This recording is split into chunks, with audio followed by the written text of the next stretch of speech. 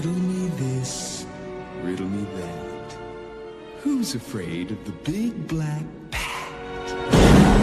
In an uncertain world, in a chaotic time, justice wears a mask.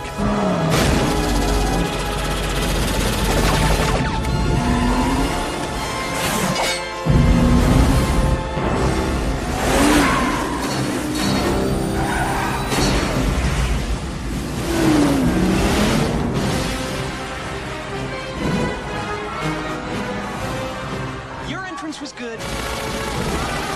His was better. Love is a game.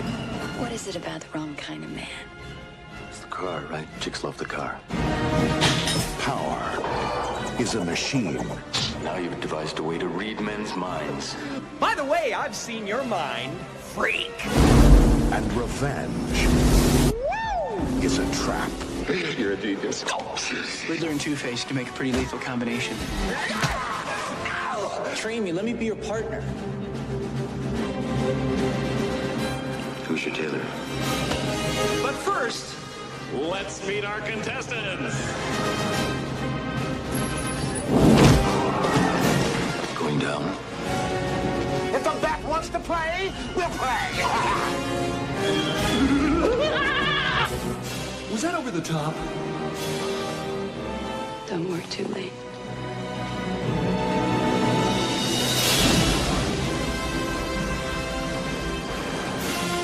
You forgot the part where you kissed the girl.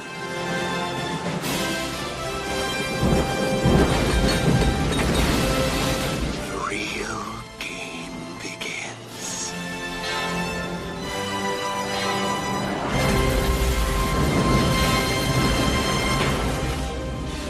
Courage now.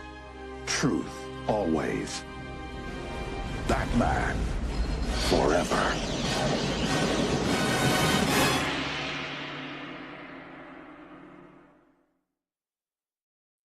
Welcome to the 30th anniversary watch-along / celebration of one of the most criminally underrated films in comic book film history, perhaps, depending on who you ask.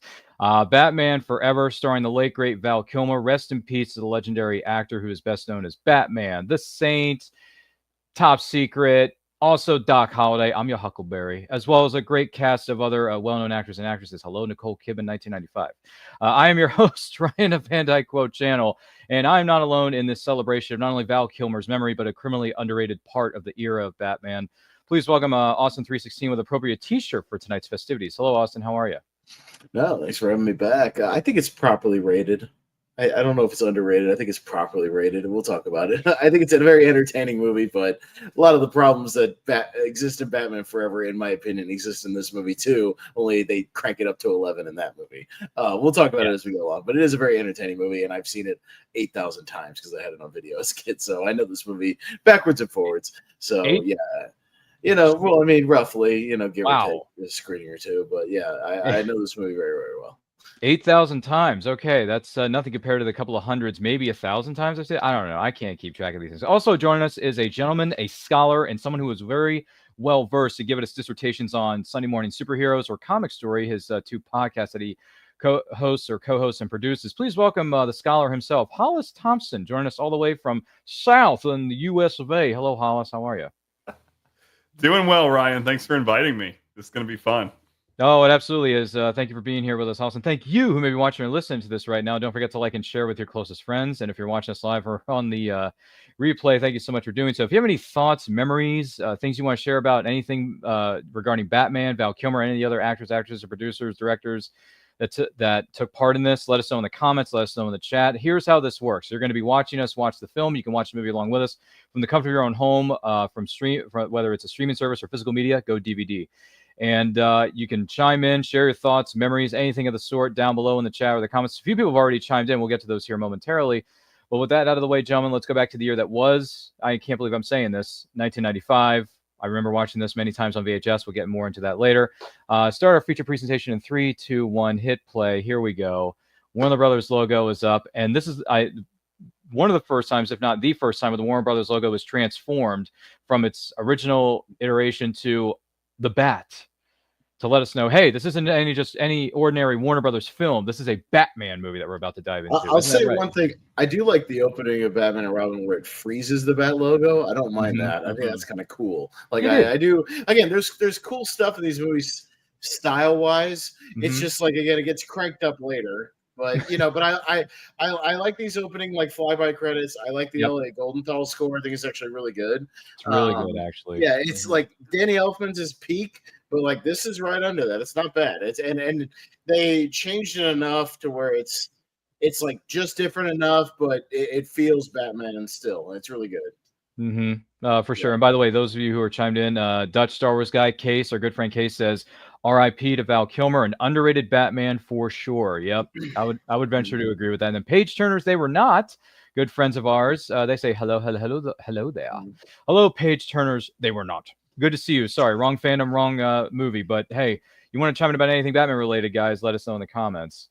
I love this suit up too. The suit up. Yeah, I like the gearing up. The gearing it up was is good. great. The opening with the logo, and then it says forever, and then boom, it goes right into him suiting up, grabbing all his little bat toys, and walking up the stairwell like and Goldenthal's score just starts to get louder and boomer and it works, man. It's a great opening. No, And the Batmobile, the Batmobile coming up out of the floor like this is cool. I mean, the Batcave is cool. It And I is. have no problem with most of the designs and whatnot. I mean, when we get to the weird statues around Gotham, we'll talk about that. But what do we think of the suit though? Do we like this suit? it's an updated version of the '89 suit. What he's Mhm. wearing now. I agree, and I actually like this suit quite a bit. I was going to This is a get good into that. suit. Not so much the suit he gets into at the end, but this suit here with the more traditional orange in the back instead of yellow. I really like those design choices. I think it was a cool Makeup by Rick Baker, the legendary Rick Baker. Hey, Rick Baker, yeah, that name has been said a number of times. What is he also famous for there, Austin? I mean, he did American Werewolf in London. That Rick Baker. That's right. Okay, he won an Oscar for that. He's an Oscar-winning makeup guy. So yeah. Now, see, here's where I got hope for Tommy Lee Jones, and then it gets dashed about a minute later. Because I'm like, he's kind of serious here. He's like delivering this monologue, and then he turns. And it just gets cranked up, and the hope of Tommy Lee Jones is Two-Face dies. I do think that Two-Face is one of the weakest parts of this movie. He's horrible in this movie. He's so bad. But like it's entertaining bad, but he's bad. And he's coming off an Oscar win for The Fugitive. So when you go like, oh my God, they cast Oscar-winning Tommy Lee Jones as Two-Face, this is gonna be great. And then he tries to outdo Carrey in this movie, and it's not good. Yeah. And he's what are you doing, bro? They're trying to. They call him Two-Face, but he's just a ripoff of the Joker. He is in many ways. He's trying to be the Joker, and Two-Face is not the Joker. He's not the Joker. No, he isn't. Yeah. Well, he's like the Joker, except in that he is actually obsessed with killing Batman. And that's. Although Nicholson's Joker was kind of the same way because he's I have given a name to my pain, Hollis, and it is Batman. You must possess strength to inflict pain, Hollis. We got a flying mouse to kill. Like me to trap a bat. Now, so I do have you guys seen the compilation of Tommy Lee Jones's noises in this movie? No. It's just a compilation of a minute and a half of Tommy Lee Jones's weird noises he makes throughout the movie. Well, look who's here. It's Nicole Kidman. Who's this? Yeah. It's 1995 Nicole Kidman. Oh, my goodness. Sorry, but forgive me for being blunt, Hollis, but this is Nicole Kidman. Peak Nicole Kidman, man. Second anniversary of the day I captured him. How could Two-Face resist? Pat Hingle, aka the worst Commissioner Gordon of all time. He doesn't do anything. Batman, save the day, Batman. Insightful, Hollis. Naive, but insightful. So what were you going to say, Hollis, before Austin went into his... Yeah, sorry, go ahead. It's okay. What were you going to say? Go ahead. Okay, so if you went into this movie and you had no knowledge of there being any other version of Two-Face whatsoever, and this was all you got, so you didn't have anything to compare it to. I think if that goes out of the window, then this is actually a really good opening sequence. Except for the fact that we had the Richard Mole voiced Batman the Animated Series Two-Face, which was great. That's what I said. If you ignore every other version of iteration, comic books, animation, live action, video if games, you get all of that games, out of your head and you watch it, by the way, it works really well as an opening sequence. I mean, Let's you've got do the really traditional Batman needs to fight a bad guy setup with Gordon. It's very Batman 66. Just not only that, it's kind of like Die Hard because he's at like the 50th floor of Nakatomi Plaza in this building. Yeah, it looks like Nakatomi. Yeah, it kind of does. It's like a ripoff of Die Hard. Yeah. Yeah. Which they probably were doing, to be honest. That's stuff he's doing where he's just like, the compilation is all that. I think Hollis and I may have to watch that tomorrow morning. We'll be like, blast him. But here's the difference between this and the 66 show is the portrayal of Batman.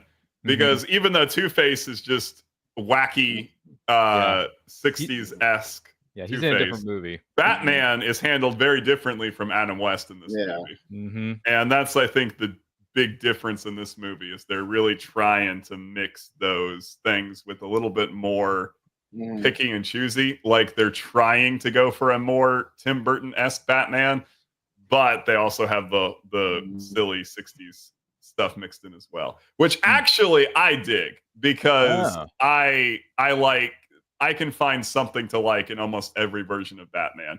And I actually do really like the 60s show. Really? I was going to say, including the movie that came out 2 years after this that we don't count as canon? Okay. I can have fun with Batman and Robin in a drunken way. I can. In a drunken way, I have come to appreciate Batman and Robin quite a bit because it is a remake of the 60s. It's so ridiculous, It is the 60s show done in whenever it was that movie came out. What was 97, it? 97. This guy is my favorite.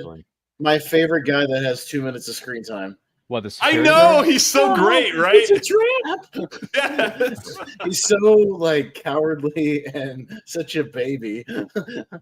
My favorite thing. And the actor, the voice that he uses, he sells it so well. It's boiling acid. Exactly. Yeah. Isn't he a voiceover artist on Family Guy or something? Maybe he's a character actor. I forget the guy's name, but he hasn't been on Family Guy, has he? Or King of the Hill? No. I don't know. Probably not.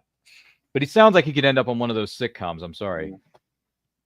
Oh, this is Joe Grafasi. That's it. Joe Grafasi. That's his name. And he's been working since the 70s. So 70s? Jeez. All right. Well, good for him. We rain down upon fair Gotham, glorious flood of chaos. Yeah, I'm sorry. You're my boy, Dad. Yeah. Here goes. Oh no! It's boiling acid. Yeah, gee, I wonder what else it could be. Oh, good lord.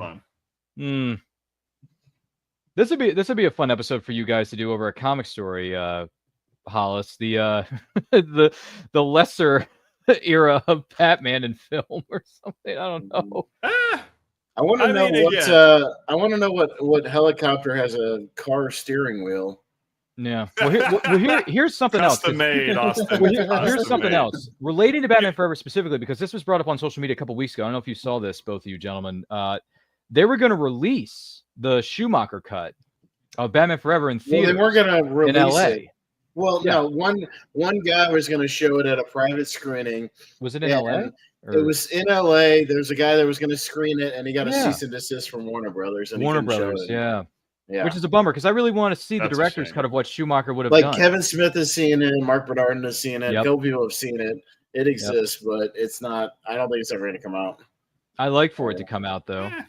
I like to. I love that. Okay, hold on, stop. I love how Batman's thing is strong enough to go through the wall, but somehow that same wall is strong enough to hold this 10-ton bank vault. Right here. What is it called? Suspenders of disbelief? Suspension of disbelief. That drywall holds this bank vault. Come on, get out of here. Drywall? I would call this more of, once again, wacky comic book logic. Yeah. If you are gonna talk about the laws of physics in this movie, I think you are not the primary audience for this film. But that bothered me even since when I was a kid watching this movie. It just did. I was like, what? Man, they Old CGI. This is some 95 CGI, baby. Which is ironically enough, which different studios, different visual effects artists, I'm sure. But this is the same year that they did special effects, and which we'll be talking about later on in the summer, I think it is, or the beginning of fall. It's also the 30th anniversary of Mighty Morphin Power Rangers, the movie, and the visual effects in that movie are, compared to today, they're garbage. But back then they were revolutionary. But even looking at the revolutionary effects in '95, I'm like, yeah, these effects are bad. You can easily tell how fake this is. And that was 20th Century Fox. That wasn't Warner Brothers that distributed that one. Yes. Oh, happy day. Isn't that right, Hollis? It's a happy day, isn't it? Oh, happy day. And once again, it just is pretty obvious that whoever wrote the script to this thing wasn't had not read all Akiva Goldsman, Oscar-winning Akiva Goldsman, Oscar-winner Akiva Goldsman wrote this and Batman and Robin. Wrote both of them. Yeah, yes. There you go. It makes sense to me that they were probably very influenced by Tim Burton's movies and by the 60s show, but they were not avid comic book readers, because to conceive of the character Two-Face ever saying something like that is just, just doesn't work in any other. He puts the club. This is 95. This is dating your movie right here. It is the club on the steering wheel. What is it called? A steering wheel? I like that. That's the fun club. to me. It's called the club. Thank you. It was a big infomercial in the 90s. Oh yeah, it was. As he crashes it into they Gotham referenced Statue this. of Liberty. They referenced the car steering wheel club in the movie Swingers, which turns 30 next year with Vince Vaughn and Jon Favreau. As a parachute, and it's he's got a yin yang parachute. Yeah. It's great. But hey, that's Lady Gotham, isn't it? No, it's a cheap knockoff of Lady Liberty of New York City. Yeah. New York City. Yeah, exactly. But they stenciled in the word Gotham to make sure, hey guys, this is in Gotham City, not New York, okay? Just so we're clear. There you go.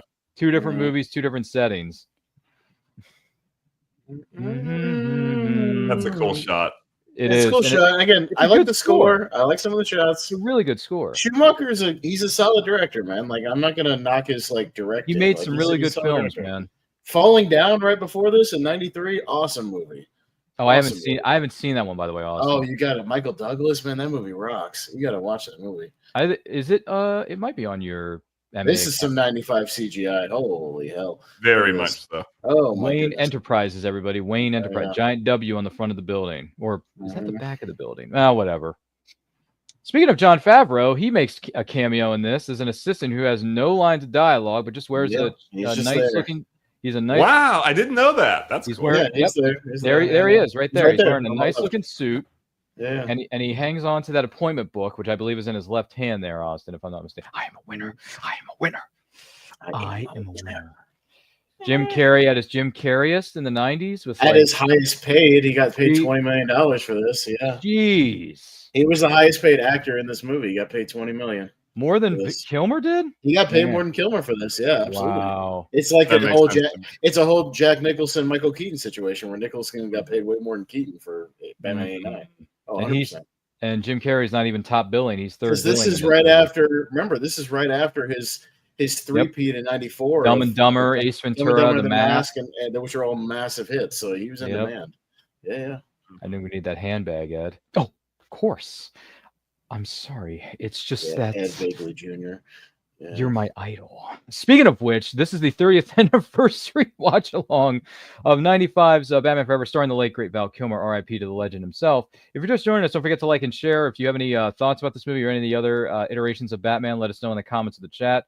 If you want to watch this movie live or along with us on physical media or streaming service, you can do so. Austin, where are we at within the film? We're coming up on 14 and a half minutes. Edward Ing was about to reveal his machine. Invention, I suppose. His brain box machine. Now, as much as I dislike the interpretation of Two-Face in this movie, I actually have the opposite feelings about the Riddler, where I think they actually made the Riddler... I'll just say it. This is one of my, if not, this is actually my favorite version of the Riddler. Is out of all of them? He's very much channeling. He's channeling Gorshin though in a lot of pieces of it, though. Yes, he is. For sure. He is. Yeah.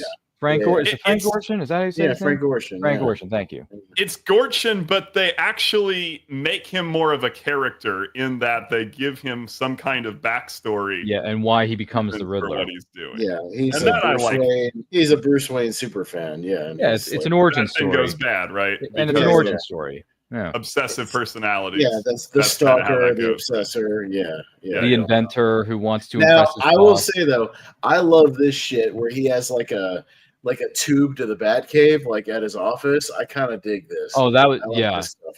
There's And- some really good and- stuff. And the music in it is cool, and like, yeah, it is pretty badass. And Val Kilmer as Bruce Wayne, like he wears the suits really well. He knows how to talk. He Here's knows the how thing, Enigma, he gets it. Wayne did not shut him down. He just said, "Look, I'm a busy guy. Let's set up a meeting. We'll talk more about it." He didn't like shut him down until he like pressed him on it. You know what I mean? And like tried to get an answer right then and there. He literally says, "Like, call my assistant. We'll set up a meeting. We'll talk more." And then like he just pushes it too far. You know, like and Just he raises too many questions, Hollis. I'm sure your students say that a lot in your classes, right? This just raises too many questions. I'm sorry. No, they're they usually never say begging that. you to stop talking. That's They how that goes. They beg you to stop talking. Is that it? So what are you talking about? kind of looks But like yeah, he kind of looks like Paul Dano right there. In Paul Really? Paul Dano? Kind of. I'll Like- make you understand. Kind of. He's Paul Dano Exactly. when he's like got the glasses on and he's just like, "You or this wasn't supposed to happen." Like that Well, thing. didn't he wear glasses in his role in the Yeah. Hugh Jackman movie Prisoners? Yeah. Yeah, he did. Yeah, I love the music in this though. This music this is is badass. good. And he has the elevator right underneath his desk at Wayne Enterprises. Like that's insane. Oh, he's still on the signal, sir. Almost ready. All is ready. He's going 200 miles an hour. Doesn't seem to bother him very much, does it? Yeah. No. Was it like 200 plus There he miles is. an hour? Was that Sonic speed? I don't know. Dun, It's a good set, man.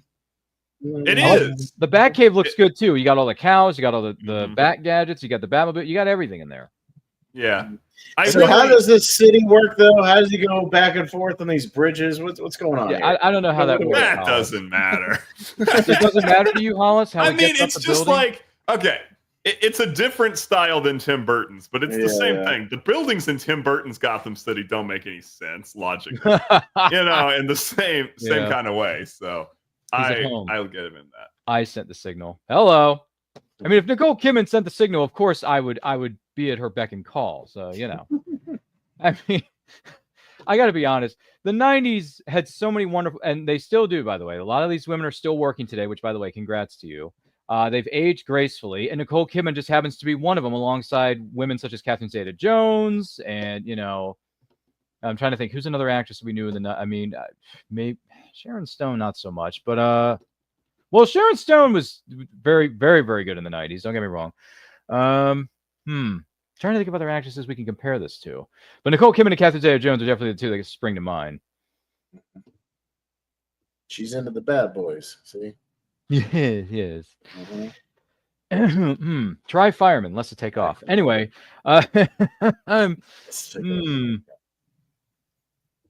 it's the car, right? Chicks love the car. Chicks like the car. Girls like the car. Excuse me. My life's an open book. Oh, Nicole Kidman. Oh, she's awfully forward, isn't she? Jeez. Well, Batman says Yeah. it himself. He says, "Direct, Yeah. aren't you?" Correct. Yeah. See, he's very See, good at keeping his But here's the composure. thing, though: when he actually shows up, which he does, she chickens out. She doesn't do it. Well, we'll get to that. It's because there's a character arc going on Mhm. with her. Yeah.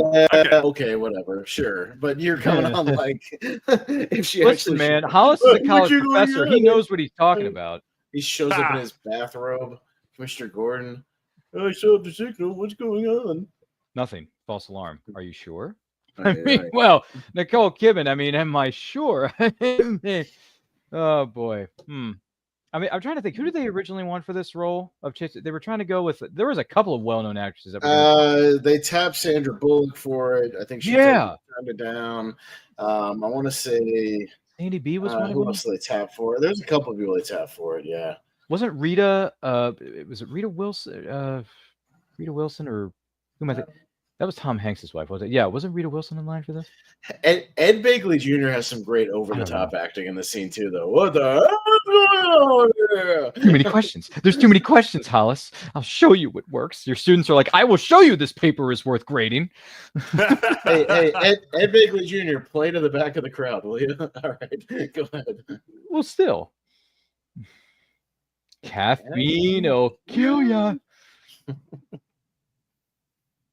And after I just like talked up the Riddler yes in this movie, I am going to critique something here. Uh-oh. I don't know. Maybe it's just my personal tastes, but I think they rush too fast into him like being a murderer, psychotically killing a guy. Yeah, no shit, right? Like, it takes about 2 hours to do that. It's just shy of Anakin Skywalker killing children in Revenge of the Sith. Oh yeah, yeah. It just feels way too fast.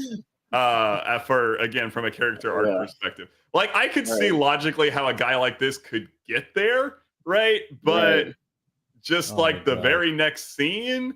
He should get there like after he becomes like Riddler, like after he's I agree. Like, already there. Yeah, I agree. I don't think this should be ranking up to him being the Riddler. I think you're right. It should have been after he was already in that point. Yeah. And Ed Begley Jr. is a great character actor. He's been doing it for decades. You know, I mean, to be honest with you, Ed Begley Jr. reminds me of Commissioner Gordon in the '66 Batman series. Agree. Or maybe Alfred. Maybe he reminds me of Alfred. I don't know. The mustache is Alfred. The mustache, I think, is Commissioner Gordon's trait, isn't it? Yeah. So he reminds me of '66's iteration of Gordon. I'm like, where's the only thing Gordon is missing now is the bat phone, Hollis. Where's the bat phone? I know. They opted for the signal instead. But once again, I would say their version of Gordon in this movie is basically right on point with the '60s show, and also the old school Gordon from most of Bill Finger and Bob Kane's run in the Batman comics. That's basically what Gordon is in those comics. So, I mean, you might not like it. Again, I'm not a huge fan of that version of Gordon, but it's got precedent, at least, in the comics and other versions of Batman. Unlike Two-Face in this movie that has no precedence whatsoever. So. Losing more power. Let's try that. And the funny thing is, now that I know more about the comics and the history of the characters, Riddler was already a smart guy before in this movie, where his motive is to suck the intelligence out of everybody's brains. Like, what do you need that for? You're already the smartest guy in the room. You're the freaking Riddler. So that's right. Which is one of the things I don't. Differences. Which is one of the things I don't like about this movie is that he's trying to get the intelligence of everybody in Gotham because he doesn't think he's smart enough. I'm like, dude, you're the Riddler. Like, you're Edward Nygma. You know what I'm saying? Like, what's his name? Yeah, who was the voice actor? What was his name? John Glover in Batman TAS, the animated series. He was already the smartest guy in the room. Well, he thought he was. Yeah, right, well, that was the whole idea. And then it is odd that John Glover is then in Batman and Robin as the crazy doctor who creates the poison Bane, ivy doctor. Yeah, the Bane doctor. I never knew that was the same guy. He was the That's doctor same who guy. creates Bane. Yeah. And he was also the voice of Riddler in the Batman animated series. Yep. So I was like, dude, this guy has a long history with, what do you call it, the studio, right? Warner Brothers. And he's a great actor, too. I've met John Glover in person, Hollis. Very nice man. Cool. Told him how much I loved his iteration of Riddler. But more so, I liked his iteration of Lionel Luthor on Smallville, my favorite TV series of all time. So, well, if I got a chance to meet him, which I hadn't, it'd be Gremlins 2 for me. He's Gremlins 2, yeah. He's so awesome. Mm-hmm. He was the salesman, right? Or the guy who owns the company that wants the guy who owns the building, the CEO guy. The CEO, thank you. I was wondering, what was his character? I forget. Paige Turner's Aeronaut says, I enjoy this film. I think Val Kilmer makes a good Batman, but I have to admit, I'm not really a fan of Jim Carrey's iteration as the Riddler. Everyone has their own taste. It's certainly, I can tolerate him more than Tommy Lee Jones's Two-Face is awful. Is he? No, he is. So you're right. You're right. Yes, he's when bad. He said everything is to this, to that, and then he says, and me. Yeah, right? It's just, what is he doing? He's trying to be like the Joker. Crazier than Carrey, and like stop, dude. Like, what are you doing? And I'm sure you've heard the behind the scenes story, Hollis, where Jim Carrey and Tommy Lee Jones did not get along very well while shooting this movie. Yeah, I did not hear that. They hated each other when they were filming. It's a pretty famous story where Carrey says Tommy Lee Jones sat him down and said something like, I can't sanction your buffoonery. Yeah, That's what he said. He hates him. And yet he says that, right? And then he makes more of a buffoon himself than Jim Carrey does in this movie, though. Like it's bizarre. He's like, I can't get with your act, your shtick, and then he tries to outdo him. It's just odd. Yeah. I don't Well, I don't know what that's all about. Yeah, go ahead.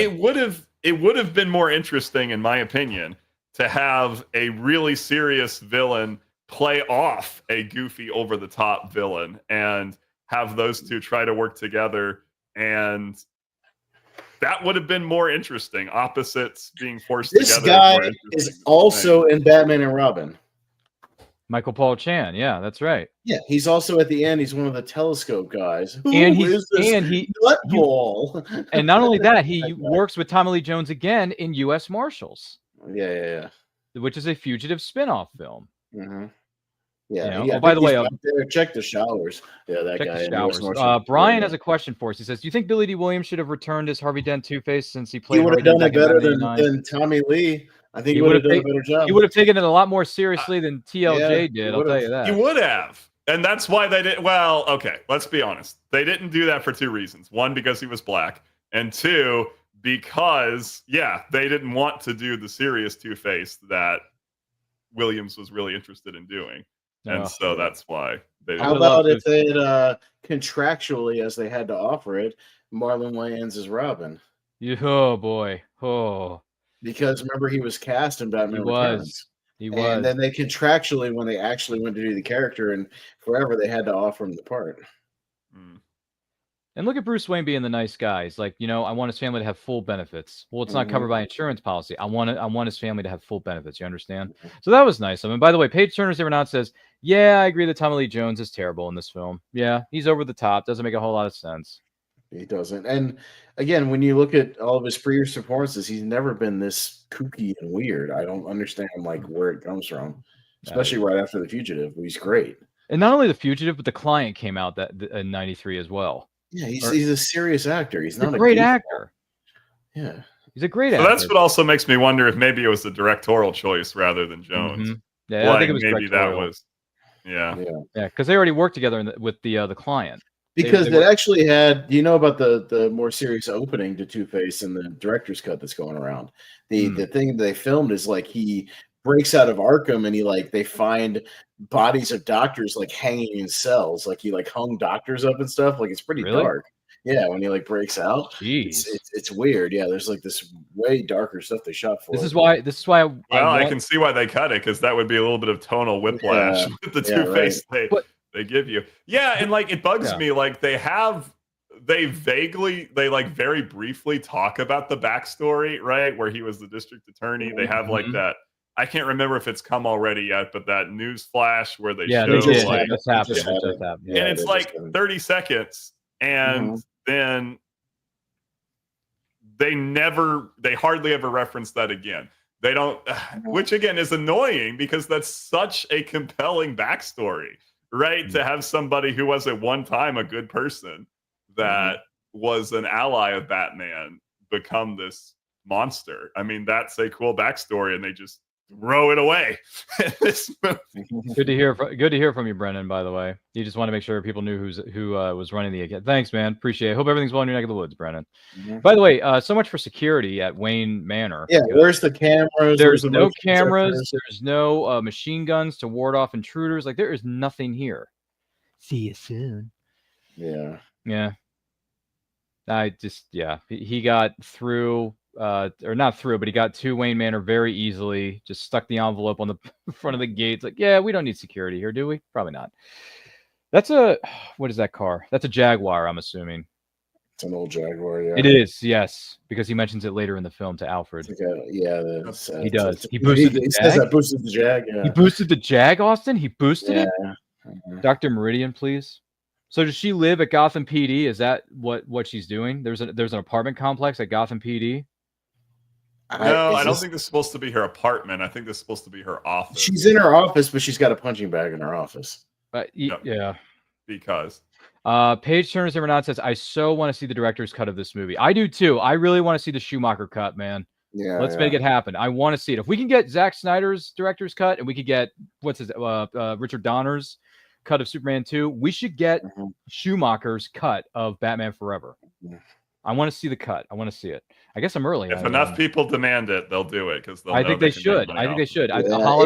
It's a work. I don't know who's like, whoever was going to do that screening, I guess, is kind of like responsible for it. But again, Warner Brothers hates people, so they just still don't do anything right.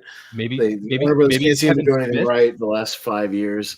So maybe Kevin Smith can convince him to do it. I mean, he has a lot of pull. I mean, well, it just seems like as long as Zaslav's in charge, man, like nothing decent. Well, when is he gonna leave? Does he have a lifetime contract, and when is his contract up? I have no idea. I know they denied his bonus. That was in the news. Oh, he got his bonus? Oh. No, they denied it. Oh, they denied it. Oh, that's Sokolow shot down his $50 million bonus. Yeah, because he's losing money for them right now. Ooh, that's not good. And the HBO Max to HBO Max thing is pretty embarrassing. Yeah, I agree. Isn't it true that it makes it feel like they can't commit to anything? Well, isn't it true that Warner Brothers and Discovery split? Like they're no they're longer splitting next year. There's going to be 2 divisions. Yeah, it's something weird like that. Wow. Yeah. Dude, I'll say this, man. There's a lot riding on that Superman movie. A lot riding. If that movie does not perform, box office wise or critically, like they're hinging that whole new DC universe on it, dude. If that movie does not, it's going to be a whole dark universe situation. Remember the dark universe they set up with Tom Cruise and all that jazz? I remember the Mummy. Yeah, and they put all that money into it. Like, bro, if this movie tanks, it's going to kill all their projects. All of them. So they got a lot right, and I think that movie looks overstuffed as hell. But we'll see. It does. But we'll find out next month. They're cramming in 90 characters into that movie, into a 2-hour movie, and man, I don't know. It's a concern of mine. And Hollis and I spoke about this briefly. It's like, you know what? I do have concern for the Big Blue Boy Scout because you got Hawk Girls, you got Green Lanterns, you got Metamorphos, Lex Luthor's rolling around in it. You got Guy Gardner, Mr. Terrific. Well, not only that, you got like a shadowy organization operating from behind the scenes in the movie. So it's like there's so many characters in this one movie. This is just one movie. Yeah, and I'm like, this is supposed to be not an origin story necessarily. People complain about BVS being overstuffed. That movie looks minuscule compared to that movie. Well, look what it's doing. Well, look what we're doing with this one. With this one, you got a freaking CGI crypto dog in it. Mm-hmm. So it's like, I'm excited to see Crypto. I have to say, that's one of the things though. I am. You and the 5 other people that are excited about Crypto there, Hollis. But listen, man. We've talked about this before, and I'm sure we're going to be talking about this again in July once the film does officially premiere for worldwide audiences to see, including the 3 of us sitting in the studio. Mm-hmm. We're going to come back. We're going to do a review of Superman. Hollis is going to be in on it. Austin's going to be in on it. We may make it a 2-parter. I don't know, because I want to have as many different opinions. As many. I want to see where this goes as a movie overall, Hollis. And secondly, I want to see how you feel about it. I want to see how Austin feels about it. I want to see how. I'm open to it, but I'm also I'm unabashedly a Snyder bro. So say what you will. Here. I love Man of Steel. I love BVS. I love the Snyder cut of Justice League. I love it, love it, love it. So I'm disappointed that didn't go very far. Didn't pan out. So but I'm open to this new one. We'll see. I'm going to there. I'll see what happens, but we'll be there. I have my trepidations, but we'll see. And then we'll come back and we'll have a nice little discussion about it. And then Hollis is going to prepare a 6-hour dissertation. So no, that's not the movie I would do that. This guy looks like Tim Burton. Yeah, maybe a little bit. Is he Tim Burton? No, it's not. No, it's not, but it looks like him. Now, here's a trivia bit, though. The older brother here, the one off to the right there, playing Dick's older brother, is also Chris O'Donnell's stunt double. Oh, isn't that nice? Yeah, so they at least gave him a little kind of on-screen role here, so that's kind of cool. You know what the ironic thing about in this scene is that everybody in the audience seems to be wearing the exact same color, black. Yeah. I know it's an upscale event, but why does everybody wear black? There's your definite 66 tribute right here with the outfits they're wearing. That's 100%. The Flying Graysons. That's right. Yeah, Flying Graysons. Yep. By the way, I don't know who plays his dad or his mom, but they look kind of familiar. Yeah, the mom looks familiar. Yeah, I don't know who the actress is. I don't know who the actress is. I'm on it. I'm on it. Give me a minute. I don't know. By the way, Distance Nerding says, I am more pumped for the Superman film than the new Fantastic Four movie coming out this summer. Wow. I would say I have no expectation for Fantastic Four. I just don't care, but I'll see it. You just don't care. I'm sorry. The MCU is lost the last 5 years. They have no idea what they're doing. There's direction. What do you think, Hollis? Are you excited for Fantastic Four? Don't care. I feel the same way about Fantastic Four that I do Superman. I think that these are going to be the make it or break it movies for sure, or superhero movies going forward. Mm-hmm. Both of them, yeah. If FF bombs, I think the MCU is pretty much over. Yeah. If Superman bombs, then I think the DC's Warner Brothers may be over as a studio. Who knows? Will be over. I think that maybe that's just what's going to happen. If that happens, is I think we'll get a lot less superhero movies going forward. I think that they'll stick to. I think you'll still see a Batman movie because of how successful the Batman was, but I don't think that you're going to see much else if those movies fail. So, Disconcerting goes on to say the characters that James Gunn is bringing into the new DC Cinematic Universe, the amount of characters, there's a freshness feel to it. They say. I mean, yeah, I agree. There definitely is. I'm not going to deny that, but once again, there's way too many characters in one movie. So, possibly. We will see how it's handled. We'll see. But it seems like they're stuffing how many characters into this movie, Hollis? Like 12, 15 characters in a one-person movie? So because it's really not just Superman. It's setting like up their new universe. Like a Justice League, really. Yeah. Because what's his name? Green Lantern, Guy Gardner's Green Lantern's in it. Hawk Girl's in it, which, by the way, Hawk Girl looks really good. But it's like, it's a Superman movie. Mom Grayson is Gloria Fioramonte. Thank you. She is also in Batman Begins. She's a stunt performer, so she's a stunt performer. No kidding. So she's pretty much all of her credits are stunts. So she's a stunt lady. So good for her. Ladies and gentlemen, I wonder who that is. Grayson is Larry Lee. He is also a stunt guy and second guy. So yeah, he's a stunt guy. There's a lot of history there, isn't there? Lots of stunts. Hey, look, it's Two-Face in the outfit. And the Ringmaster is played by Daniel Reichert. Thank you. And let's see, he's a TV soap opera actor, essentially. TV soap opera actor. There it is. Yeah. Let's see. What's his name? It just occurred to me. Yes, go ahead. That there is some consistency with the Riddler's character because he goes from idolizing Bruce Wayne to kind of hate how he's watching the TV makes it look like he's kind of switching his fixation to Two-Face. 206 of TNT. Everything has to have the word two in it. Everything has to have the word. That's right. What the hell do you want, Harvey? Want Mr. Mayor? It's George Wallace, the comedian, by the way. He's a great guy. He's a great comedian. I like that guy. In a word, dead, and then Riddler's like, yeah. Batman. Who do we have before us? By the way, Brian Newsbaum says, is it just me or in the Superman trailer, Nathan Fillion looks a lot like Fester in the Addams Family Values film? Well, that's what I told him when the trailer came out. I posted a meme of him side by side with Christopher Lloyd with the toupee on and the white suit. He looks like him, yeah. Give Bruce Wayne credit. He tries to just flat out say it. He yells, I'm Batman in a room full of people, and nobody hears that. Nobody hears that. Especially not the psychiatrist who's obsessed with Batman, who's sitting not right even next Nicole to him. freaking Kidman, who's standing right next to him, heard what he just said. Yeah. Harvey, it's a bit of a continuity issue. And then these are all stunt performers other than Chris all O'Donnell, stunt guys, fellas. Yeah, so they do all these real zipline stuff and everything. That's all them. That's cool, though. I like if you're flying through a zip line and you use your feet to kick down a guy, that's smart. I like that. Yeah. What's his name? Distance 30 says Guy Gardner may be the backbone of the DC Cinematic Universe within Superman, this new film that's coming out in Peacemaker Season 2, and already done, what is it called? Done scenes in the new Lantern series. Okay.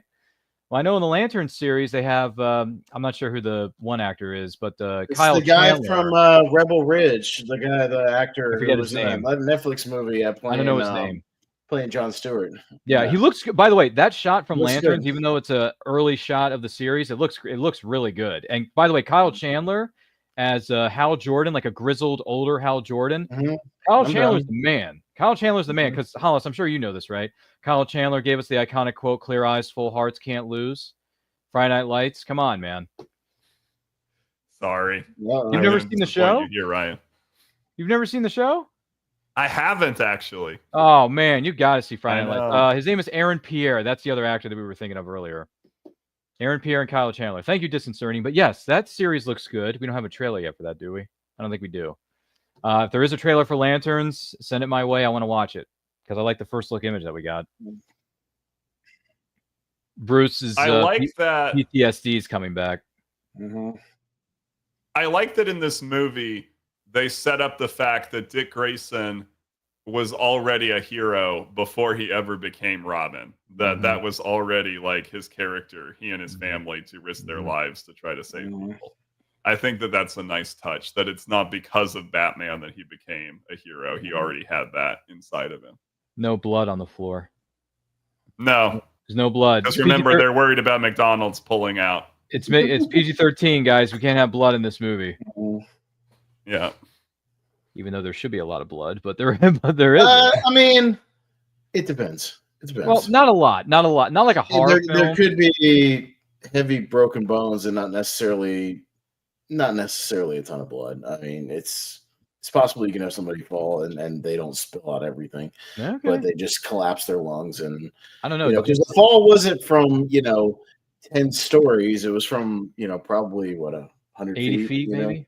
Yeah, something like that. So, oh no, what did the ringmaster say? 70 feet above the ground. That's what it was. So, and a little higher than 70. that, because they climbed a little higher than that, but maybe 70. Another 30 feet, 40 feet. Oh yeah, that's right. It might be at 100. Do you remember the slow-mo scene that we saw some years ago in Dread with Mama falling from the from peach trees? Dude, that scene, man, when she hit the ground, Austin, she splat. Okay, that scene was legit. Oh boy, which reminds me, where is Dread 2? Where the heck is Dread 2 not gonna happen ever. Oh, Screw that. They've been talking about doing a TV show forever, and that's not gonna happen either. So I would have liked. It would have been nice if they were gonna do a TV show called Mega City 1, and that never happened. I would have liked to have seen it though. Yep. Carl Urban wants to do it, but the problem is the movie didn't make enough money to warrant it. So take it easy, Al. I'll take a look for him. By the way, for those of you wondering what the Bantha fodder is going on, despite the fact that we've talked about Superman this, McDonald's toys that, Hollis trying to figure out how he's going to do his dissertation for the Superman. There's your Metropolis reference. There's your Circus is probably halfway to Metropolis by now. This is the Batman Forever 30th anniversary watch along. Don't forget to like and share with your closest friends. If you have any comments, let us know in the chat. If you're joining us live on the replay, thank you for doing that. If you want to watch this movie along with us on physical media or streaming service, you can queue it up right now. Watch it along with us. Austin, where are we at within the film? 42, 45. Robin's running on empty, so he needs to go fill it up in the garage, right? With gas, yes. Not a gas station around here for miles. Yeah. Yes, there's not a gas station around here for miles. What were you going to say, Hollis? I'm sorry. I was just going to say, I think it's worth bringing up that they tried to work in Robin from the very first Tim Burton Batman movie. And Robin was like the character that they kept trying to make work and just kept getting dropped over and over again until they got to Batman Forever. So I find that really fascinating. There's in the script, in one of the early drafts for the Tim Burton script, there was a scene where Batman is chasing the Joker and he just wrecks a circus and kind of just coincidentally in the explosion kills these acrobats except for their kid, who then joins in the chase against the Joker. And that was their setup for that kid becoming Robin eventually. And then they cut that scene. And then they tried, as you guys talked about before, they really tried hard to put Robin into, or a version of Robin into Batman Returns, to cut that as well. And so it took them a long time to figure out a way to make Robin work on the big screen. It's a nice tray of food there, isn't it? Hey, Al, wait up. That was a very thick burger of fries. It was, wasn't it? Yeah. Good. I didn't know what it was for the longest time, because watching it on a little TV on VHS, I didn't know what he brought in. It looked like a a steak or something, but no, it's actually like you watch it in HD nowadays. You can see it was a burger. Yeah. Oh, a burger. Thanks. It was a big burger. Yeah, see, this is the thing that I've learned in doing research to prepare for this celebration of Batman Forever. Val Kilmer, Chris O'Donnell, I believe it's is it Michael Goff who plays Alfred? Yeah. And I'm trying to think of who the other one was. Nicole Kidman, even though she had her somewhat cheesy moments in this film as well. Those 4 actors took this movie seriously.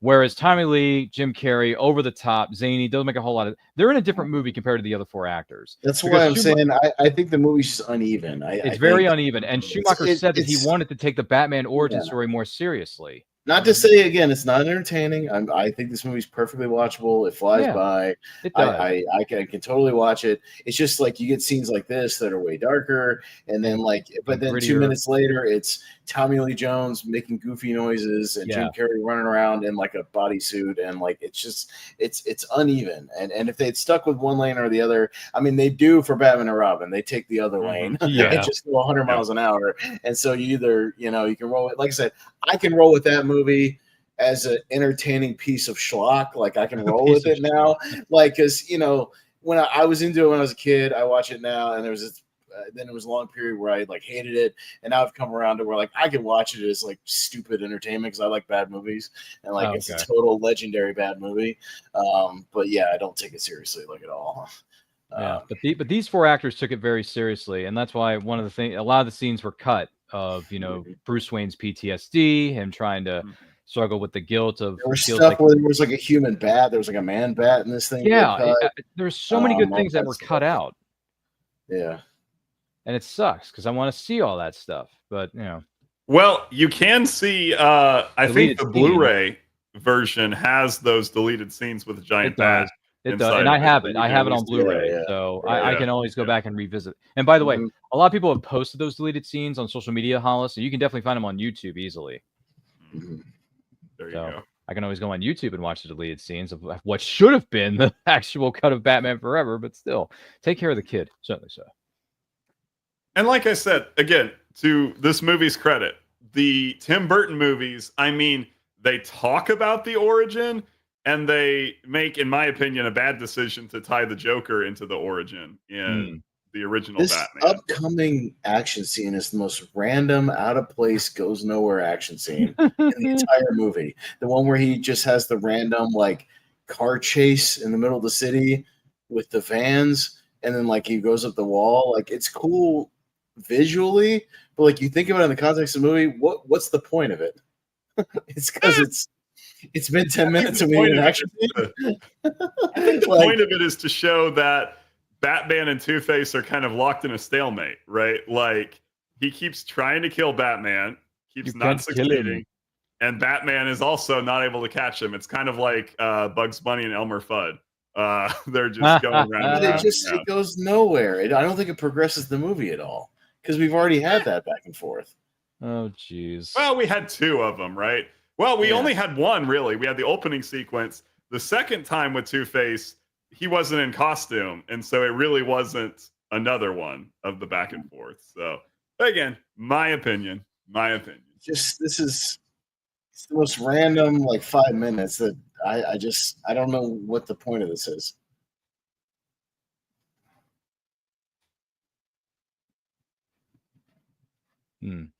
And so on the resumes for Two-Face thugs, did it say you have to have 900 piercings on your face? Was that the requirement? Yeah. And if you didn't, you had to get them immediately.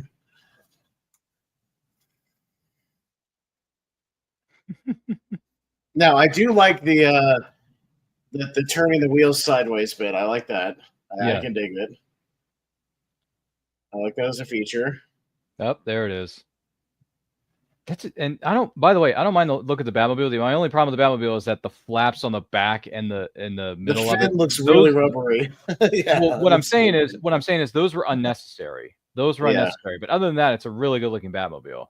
And which I believe there's a Lego set featuring that Batmobile that's either out now or coming soon, Lego fans.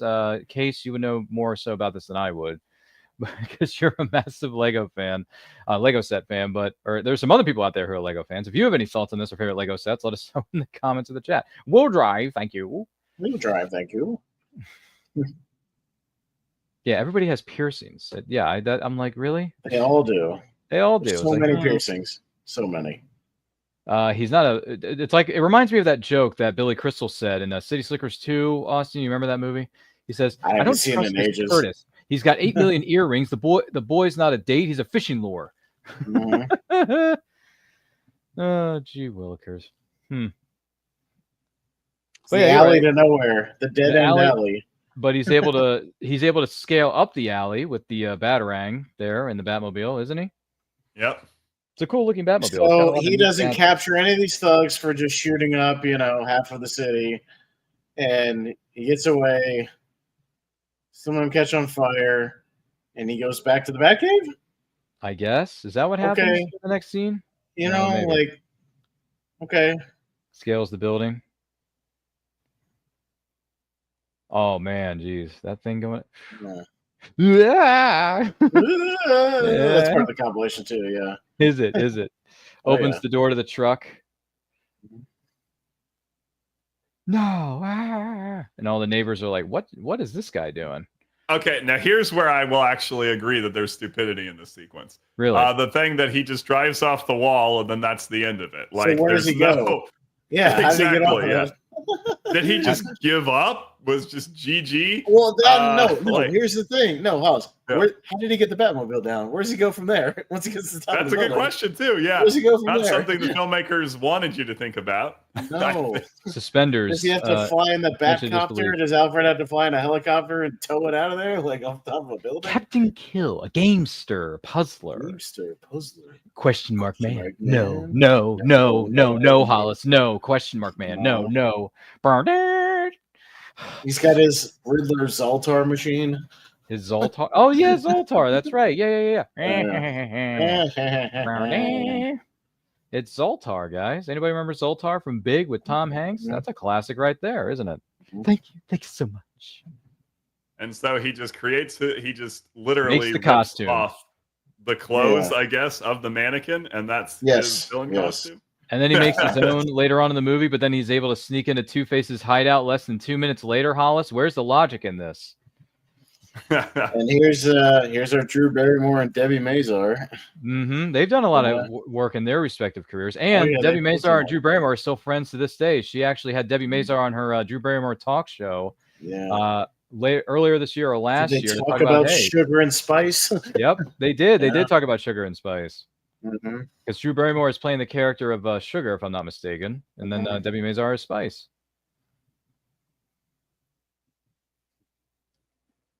Dream it, lemon souffle. Black boar. I made your favorite, Hollis. Come on. Raw donkey meat. What? Sterno and grain alcohol is horrible for you. Yeah, isn't it? Mm-hmm. Spoil us. You're one person. I hope you made extra.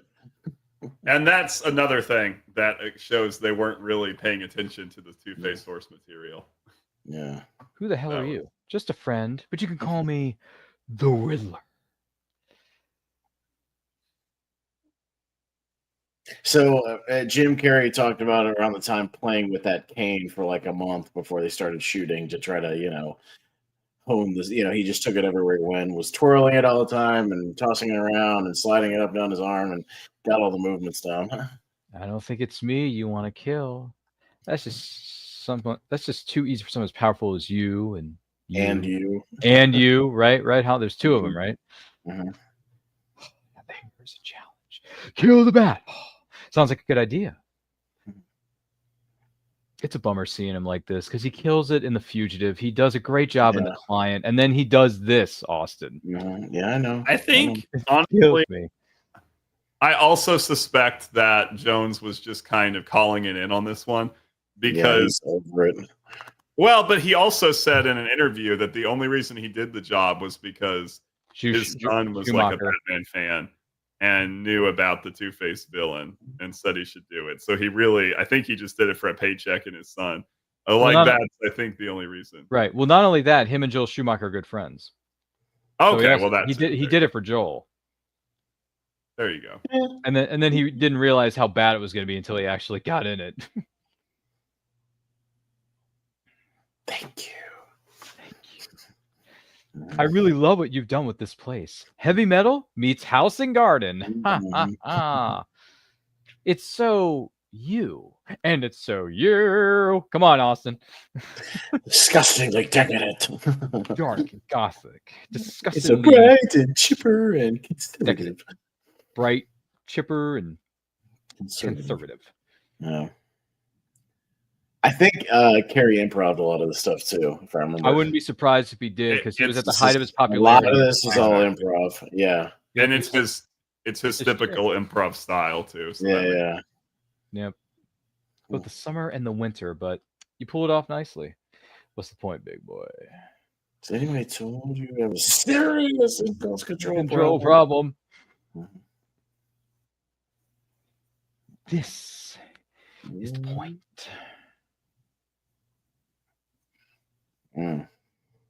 Watching old like 60s cartoons. 60s Warner Some Brothers. Looney Tunes, right? These are all Warner Brothers cartoons too.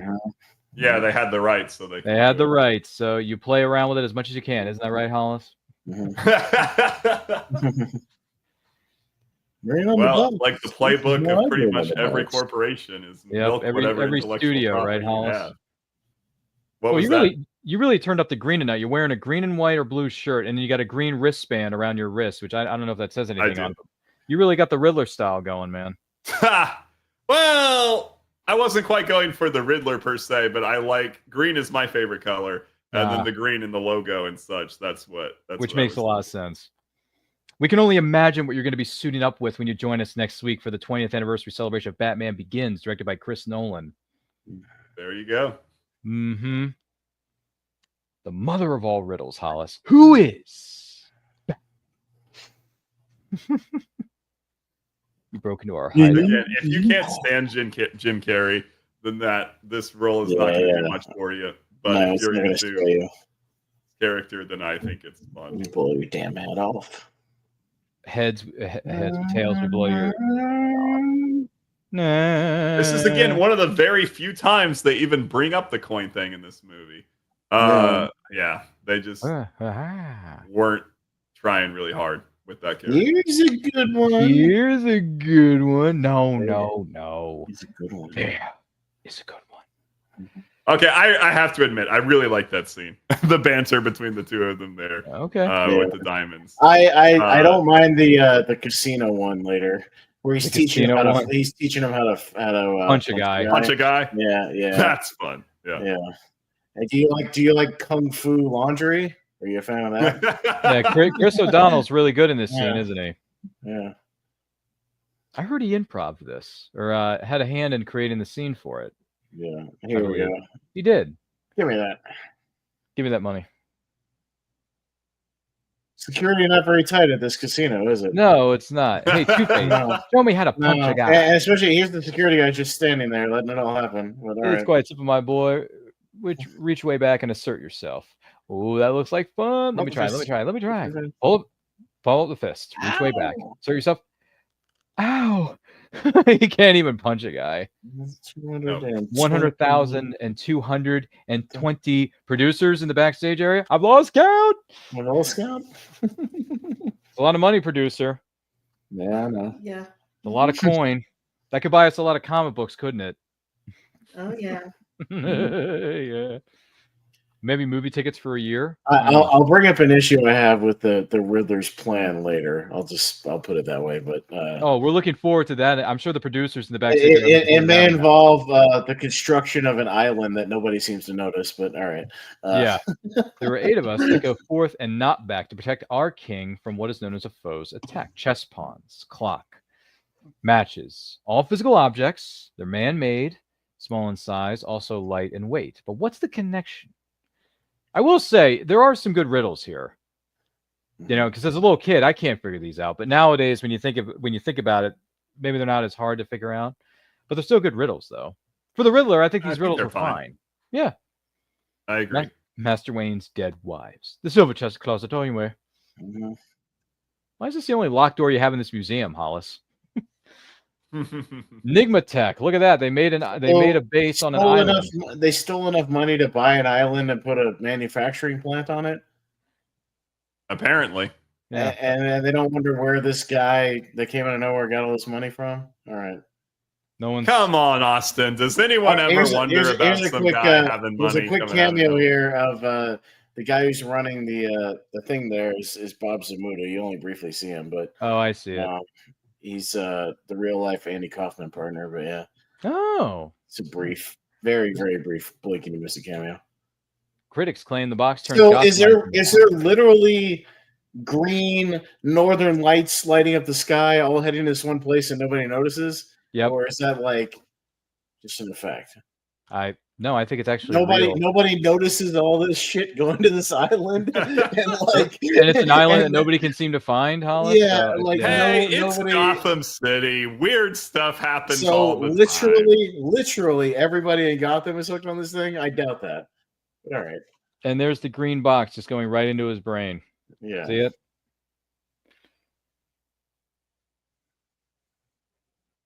All that intelligence, and he doesn't get an overdose. He never gets his brain never drug symptoms or withdrawal symptoms, that kind of thing. I don't know. I think his brain would explode. It would, wouldn't it? Master Dick up here, Al. Just checking, young sir. And we're just checking on you who are enjoying this wonderful presentation of the 30th anniversary of Batman Forever. Rest in peace, Val Kilmer. Do not forget to like and share this. If you're watching us live on a replay, hello there. And if you have any comments about this or any iteration of I Am Batman, let us know in the comments. Let us know below. You want to watch this movie from the comfort of your own home on physical media or streaming service, you're more than welcome to do so. And queue it up to the part where Dick Grayson just happens to slide right into that silver closet. Very Dick smartly, I might add. 101.20 just parkoured his way into the Batcave. Thank you. 101.20. So cue it up there. Watch along with us. Comment below. And by the way, thank you to every single one of you who have commented thus far. I really appreciate all of you. And now we get a bit more of a glimpse of what the Batcave is, Hollis, and how it works, and how it's really bad on keeping intruders out of the cave. Apparently. An intruder just came in. Well, let's show you everything and turn it all on. That's a great security. Exactly. Measure. What is it called? Turn on all the lights, Hollis. Let's turn on the lights. You see that?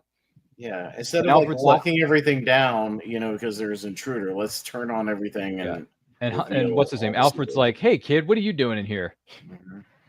Dick Grayson's like, hi Alfred, what's up? And once again, we get a serious scene between two very serious actors. And I believe that's a maroon dress she's wearing. I can't tell.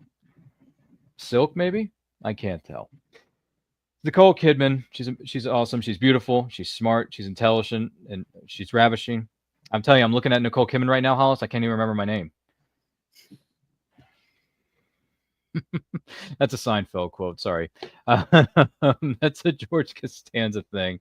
But still, I don't know. Austin, have you seen that? I will also say, so I teach English, not psychology, but based on, I know some stuff and I have colleagues who teach psychology. So what I can tell you is that what she's doing here by psychoanalyzing a guy that she's going out with probably is breaking some pretty serious boundaries that could potentially get her psychology policy. Yeah, that's probably not good. There it is. Good Lord. Oh, that's cool. Oh, Batman, more harm than good. What is it? J. Jonah Jameson running that paper? Spider-Man, hero or menace? Hero or menace? Exclusive daily videojuegos. Excuse me. He was. Hey! I'll tell you something, Atticus. You take the pictures. I'll make up the stories. All right. The headlines. All right. That okay with you? Yes, sir. Goody. Give this to the girl up front. She'll so you get paid. Isn't that right, Austin? Yeah. Sorry, that was the other movie from a different actor. Never mind. What's his name? Dang it. Why am I blank? J.K. Simmons. Great actor. Love him. Yeah. Great actor. Someone just dropped an interesting note here. Not so much regarding this movie, but regarding literature. Not literature. What do you call it? Book sales moving forward here, Hollis. It says that Amazon's dropping the printing prices and lays off Kindle stuff. Or no. Lays off Kindle staff. Excuse me. Oh, my goodness. Really? It doesn't surprise me. That doesn't, that's a bit of an issue. All right. Thanks, Grayson. I'll be watching that video from YouTube that you posted later. As a matter of fact, I'm not a fan of Amazon, to be totally frank. So. No, I get it. But in case you're, I'll share this with some folks. See if they want to have an opinion on it. There we go. All right. I have to watch that later, Grayson. Thanks, buddy. Rage, violence. About to make out with Val Kilmer. Hold on, Chase. I gotta check my Dick Tracy watch here real quick. The smartwatch, Hollis. It's the smartwatch. There you go. Kind of busy. Oh, you're busy, all right. Yeah. Sorry, I have arrested distressing news about Mazda. Is he okay? I'm afraid Mazda has gone traveling. Took the car. He ran away? Actually, he took the car. He boosted the Jag? Not the Jaguar. The other car. The Bentley? No, sir. The other car. Knows he's in a room with other people and he doesn't want to say the magic word, so he says the other car. That's right. You know, now, yeah, go ahead. That's one part of this movie I will critique. How on earth did Alfred let him get out with the Batmobile? And then we have the neon paint gang in the neon paint section of town. And the young lady who seems to be the damsel in distress, right? Go for a ride, my love machine, Bellas. Woo! And how does he know how to open and close the door? Like, how does he figure that out? He pushes buttons. Open up, Batman. Wait a minute. That's not Batman. What are you talking about? That's Batboy. He ate the bat. The girl runs away, and then 30 other people chase after her. Jeez.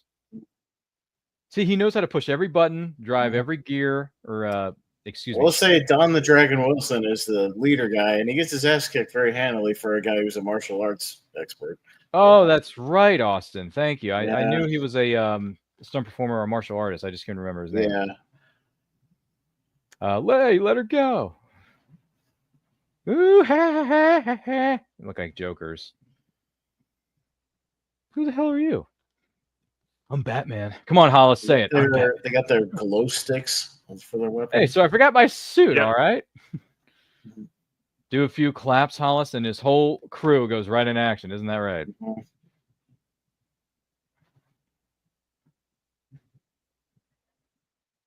Oh, man, he's doing a pretty good... for a kid, he's never done this kind of stuff before. He's handling himself pretty well, isn't he? He does a Hurricane Rana there. Hurricane Rana from Pro Wrestling. Yep, I learned that. Just pimp slap that guy. And then Don the Dragon actually is going to be this boss fight, and he gets his ass kicked immediately. Like, pretty handily, too, doesn't he? Yeah. Like, immediately. Yeah. Punch to the face. And you don't think there should have been, like, a little bit more of a fight there? But, all right. Nah, they had to make room for that 5-minute sequence. And then the girl says, doesn't Batman ever kiss the girl? And he makes out with her. Thanks, you saved my life. I could definitely get into this superhero gig. Yeah, that's a young, eager recruit attitude right there. Yeah, one of the stunt performers has a blink and miss a cameo, which you just saw there. She was hanging off the stairs, or the ladder there, excuse me. She did an interview with, I can't remember who it was, but she was on TV, and she was like, oh, yeah, I had a great time shooting the movie. You know, I'm in the Batman universe, and then, yeah, but your scene is, you're hardly there. I mean, you know, but she made it out to be like she has more than just a blink and miss a cameo. But like, no, it's a blink and you'll miss a cameo. Look at him just flying in there like that. That man, when he flies in there, whether it's on a rope or not, he looks good when he flies in, doesn't he? His entrance in the party later is great. I'll say. Yeah, crashing through the window, similar to what he did in '89. Yeah, and then the reaction of Batman. Yeah, some fan said in the audience that ruined it for him when he says that, Austin. So yeah. Batman. It's still a great scene, but when that guy yells it and Nicole Kidman's like, "What the frack are you talking about?" I'm just like, yeah, that's dumb. Sorry, I'm just throwing it out there. But you know, it's not dumb. This scene right here. This scene actually works really well. Yep, it gets personal here, Hollis. Sure does. Don't you understand? Yes, I do. Good, because you got to help me find him, and when we do, I'm the one that kills him. So you're willing to take a life. Now we're really getting into the morality of this tale, aren't we, Hollis? For sure. And it's interesting, right? Because this is a Batman because this movie is apparently following the continuity kind of the Tim Burton movies. And if that's true, then this is a guy who started his career with a machine gun on the Batmobile mowing people down. And it seems like at this point he's matured a lot, and he's at the point where he's kind of not, I mean, obviously he's not like the no-kill rule Batman. Like, he obviously still kills people, but he's not so guns blazing as like the Michael Keaton Batman. It seems like he's kind of had that growth of maturity of realizing when and when not it's a great time to decide to take someone out. Michael Keaton flat out like tries to murder people left and right in those first two movies. Exactly. And anybody that says Batman doesn't kill, all you have to do is go to the sequence where he blows up Axis Chemicals with like 30 henchmen inside of it. Yeah, he kills every single one of them. Sure. And he literally walks up to the Joker and says, "I'm going to kill you," as he fights him at the end. So, because that is how Burton's Batman works. Because that Batman is much more like the original Bob Kane, Bill Finger Batman, who does the same type. That's what I mean when people say like, "Oh, Batman does." Which one? There's ones that do. Which one? There's ones that do and the ones that don't. Like, you know. I mean, frankly, there's almost no point in anymore, I think, with saying any version of these superheroes. Well, I hate when anybody says anything about like Superman, about whatever. This one's not comic accurate. Okay, which comic? Which comics exactly? Which comic? Because I mean, if you want to play that game, there's 85 versions of Superman. So which one? You know, there's 100 versions of Batman. Which one? You know, like I mean, Adam West Batman is not Michael Keaton, is not Val Kilmer, is not Ben Affleck. You know, it's not Christian Bale. So there's no point. That argument is silly to me. I've always thought it was dumb. Yeah, I agree. Everyone's wearing black suits, black dresses. You're here to work, Ryan. I'm sorry. Sorry for that little brief insert there. But how's my mole? Fine. What about rumors of Enigma? This is like the most normal Jim Carrey looks like in this movie. Is this scene? Yeah. He looks like the black tie event. Yeah. Yeah. Bruce sold man. The Professor wondering just if he was outsold, outclassed, outcoiffed, and virtually outdone in every way. Hello, Edward. Good, nice suit. Great party. Nice suit. With good. And you are? And with a beautiful grand pursuit you must be. Dude, honestly, if I were there, I'd be pulling the same. I'd be saying the same stuff. I'd be saying the same stuff that Jim Carrey's saying about Nicole Kidman. I mean, let's not lie to ourselves. Even Drew Barrymore. Yeah, she's sweet. She looks cute in this scene, even though she's wearing a wig. But still, she looks great in 1990. What was it? 1995, right? So yeah, she looks great in 95. I think even to this day, I think Drew Barrymore still looks pretty because she has her own talk show now. She's been doing that for the last 2 or 3 years now. Drew, is that how long you've been doing it? Good for you. You know, Kelly Clarkson can have a talk show, fellas. So can Drew Barrymore. Am I right? And that's Bob Kane's wife, Gossip Gertie.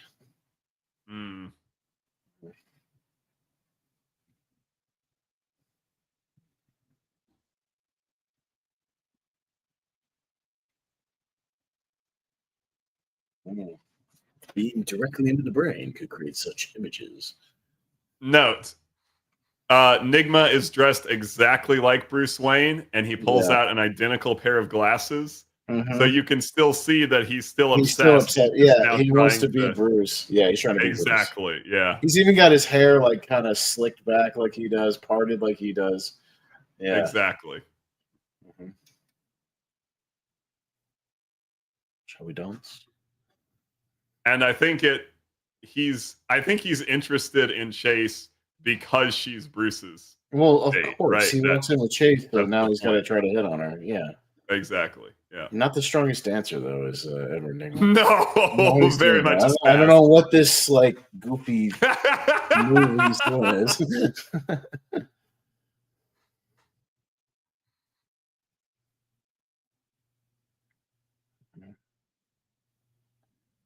Clever. She pulls another one out of her teddy bear or whatever it is. Yeah. Yeah, I kind of okay. this is where it breaks my suspension of disbelief that Batman would be stupid enough to actually do something like this. Right. That bothers me. Any version of Batman, because that's one thing I actually can get behind is that any version of Batman would not be that dumb. Yeah.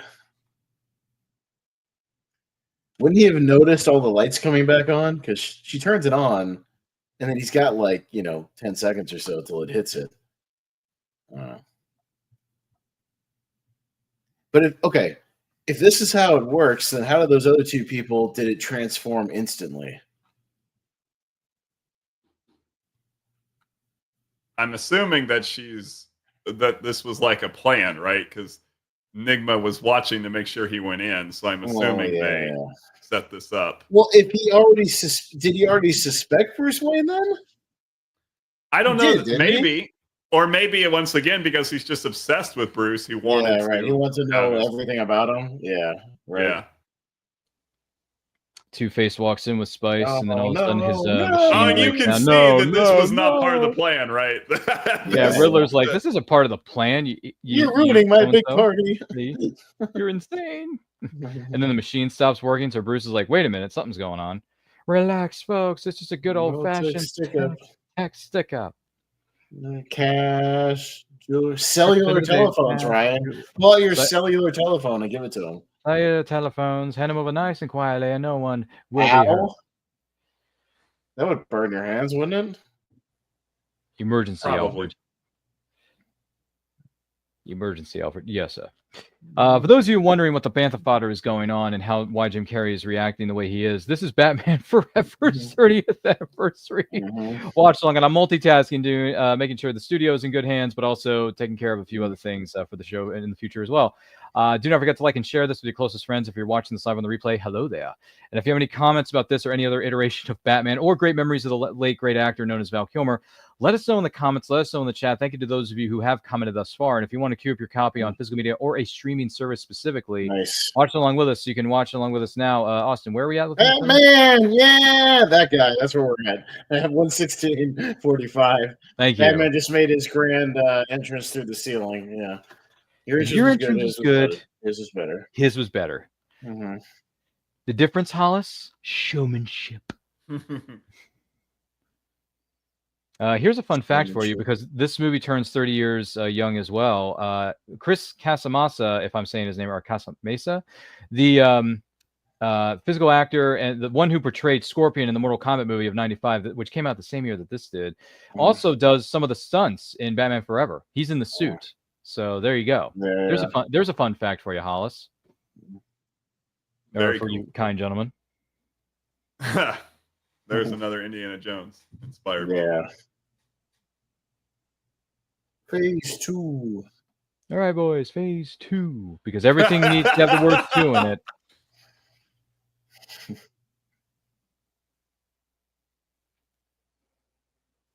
If that's not that character.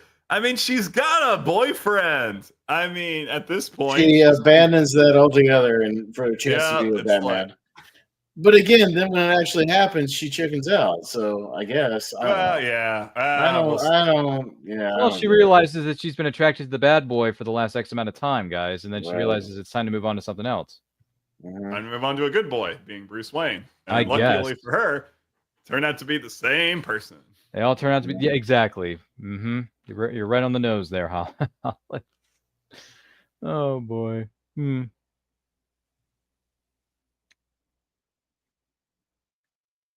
That's a cool scene. That is a cool shot, even though he's like 300 feet off the ground. But hey, if he can do it, if it's Batman, he can do it. Nope, falls right into that tube there, or should I say, is that a tunnel or a? It's a subway tunnel under construction. Tunnel, thank you. Nothing like a bad case of gas.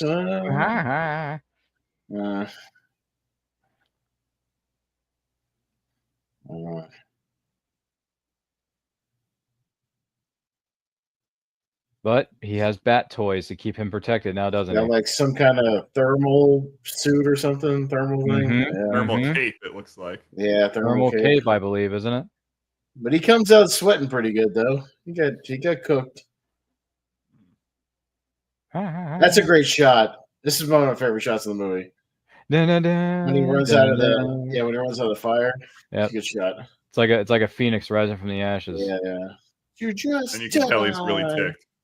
Why can't you just die? Die. Why can't Batman just die, Hollis? Why can't he just die? Because we got to do a sequel. Because he's Batman, right? Right, Hollis? Because he's Batman.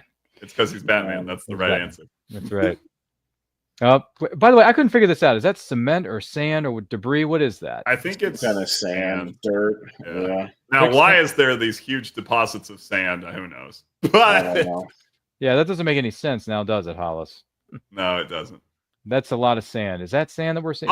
You know what? It made for a dramatic moment here. That's really cool.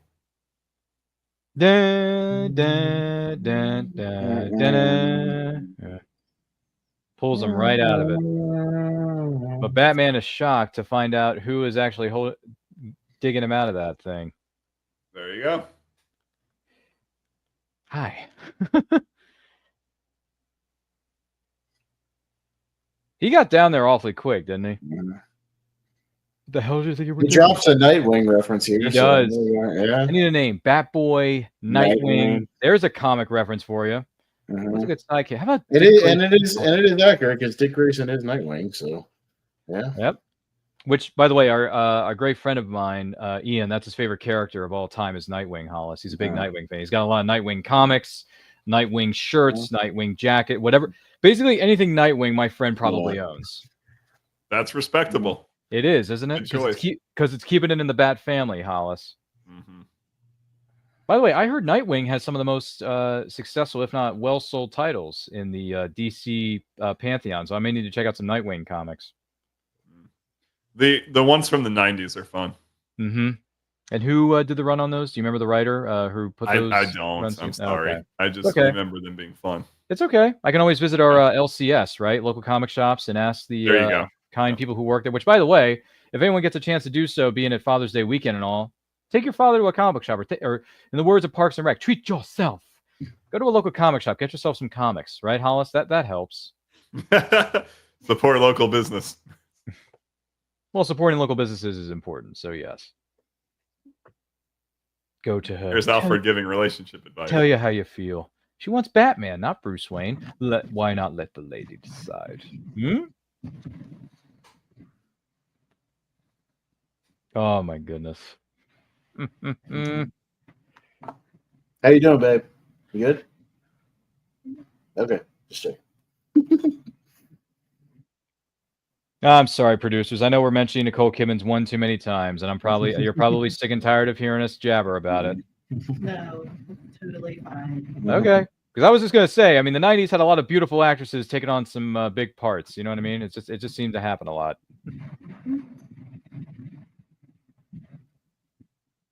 I guess you just assume Batman would know where she lives. Oh, that's right, because she never gave an address. I mean, well, he is the world's greatest detective, but she doesn't know that. She doesn't know that, right? No, she does know that. She's obsessed with him, right? So sure, but yeah, she never dropped an address. She just said my place midnight. Okay, I mean, unless she just these are the phone book days, so maybe she's listening to the phone book. Who knows? Well, remember what we used to say when we were a bit she's younger. also got all her makeup on, even though she was just. Of course, that's a movie trope. Where they wake up in the middle of the night, but they're perfectly movie trope, made up, perfect hair. Yeah. What was it that we used to say when we were a bit younger, Austin? I got a new girl, Bobby. Hive of a mind, make some moogie. Phone book. Yes, sir. So much to do, Austin, and so little That's interesting. Time. So it's like in that exact moment that she realizes that she actually wants Bruce Wayne instead. That's interesting. I've met someone. Yeah, this chick's got some issues. Yeah. He's not you. I hope you can understand that. I understand. You would think that somebody with a PhD in psychology would have kind of figured herself out a little bit more. Well, he smiles though. Look at that smirk on his face, that smile. What is that? I always wonder why he smiled. Because he's happy that she likes Bruce Wayne instead of Batman. She's obsessed with Bruce Wayne now. Yeah, exactly. Yeah. That's just what I said, Austin. Yeah. That's just what I said. Then I taught my doggy a new trick. How to map the human mind. Sorry. Would you like to see what our old friend, pal Bruce Wayne, has in his head? Say it. Oh, how do you... oh, wait, I just figured it out. Hold on. Riddle me this. What kind of a man has bats on brain? You can say it. Don't stop.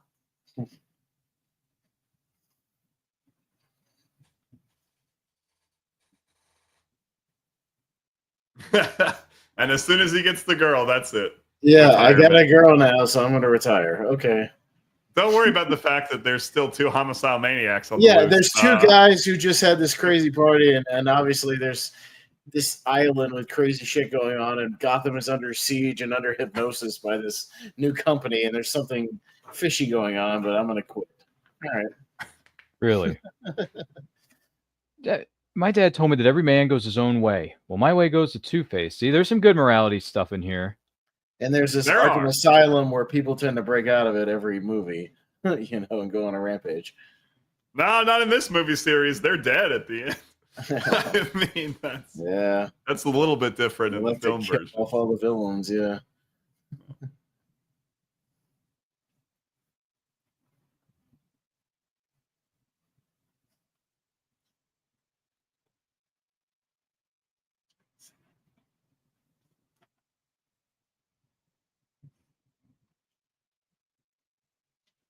I do think this is really stupid. I'll just say it. It is really stupid. It comes out of nowhere. Him wanting to retire as Batman. That wasn't built up in the movie. And it's just, I mean, maybe that's some of the stuff that got the floor in the director's cut. I could see that happening where they don't want to dive into the boring psychological character stuff. So that's possible.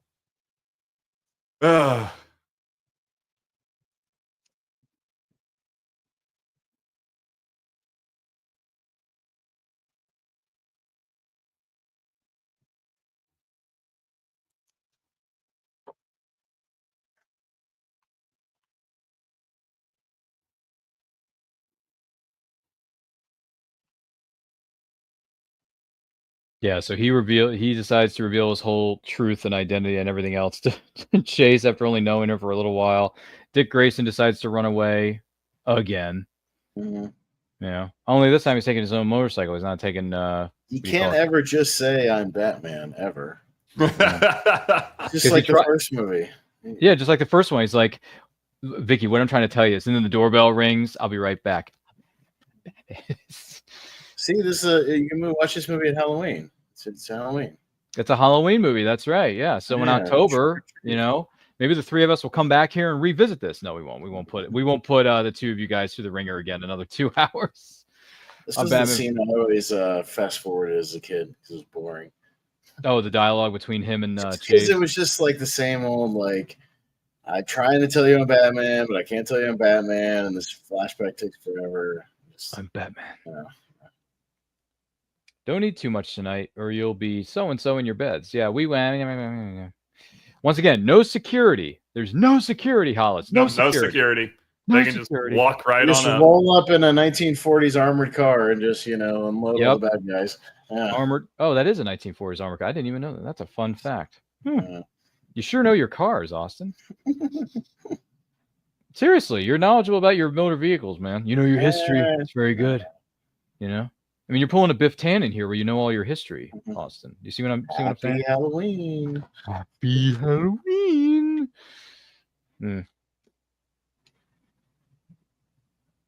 See, this is the stuff that should have made the final cut. I agree. This stuff right here. This stuff right here is what should have happened. It's happening again. Flash. See, looking at this now, I feel like what probably hit the floor, the editor's floor, is like they would have built up more of this PTSD thing going on, where he's having these flashbacks, and maybe there was this idea that the flashbacks were getting in his way of being Batman, like effectively, that would make more sense if they had like built up to it that way. Of like he's getting these flashes, and that's keeping him from being effective, and then he just decides to turn it in. Yeah, with her, that would make more sense. But I'm assuming that's the stuff that hit the floor, and we're left with how it makes sense.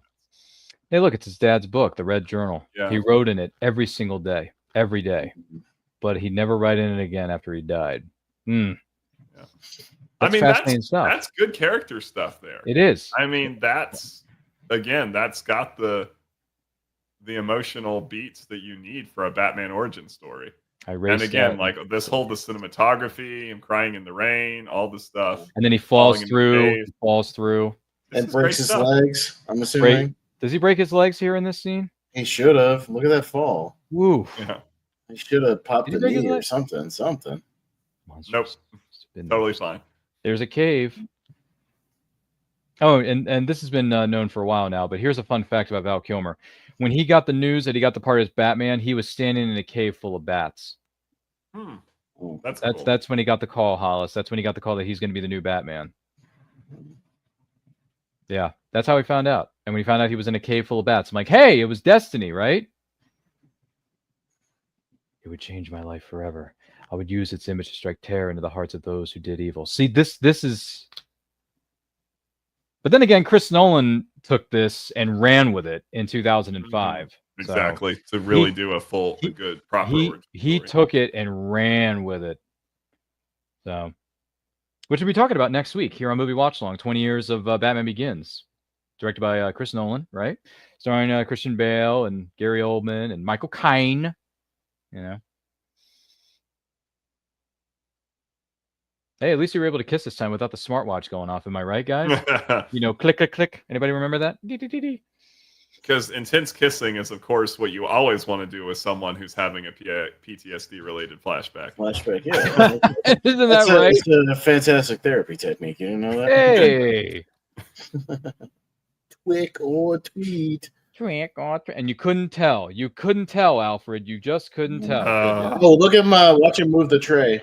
And he moved the tray out of the door. On the way down. That's it. You can't unsee, kind of like the Star Wars one once you see it. Trick. When he falls down, he moves the tray afterwards. So, you know. Oh, yeah, that's right. Yeah. Remember the plan. Seize and capture. No killing. No killing. That goes double for you. Now, if I was a superhero, where would I hide? And he automatically gets in there with little to no effort at all. Jeez. All right, so much for more making out festivities here, guys. Let's dump over the couch. Home invaders. What's it called? Home invaders. That's it. Thank you.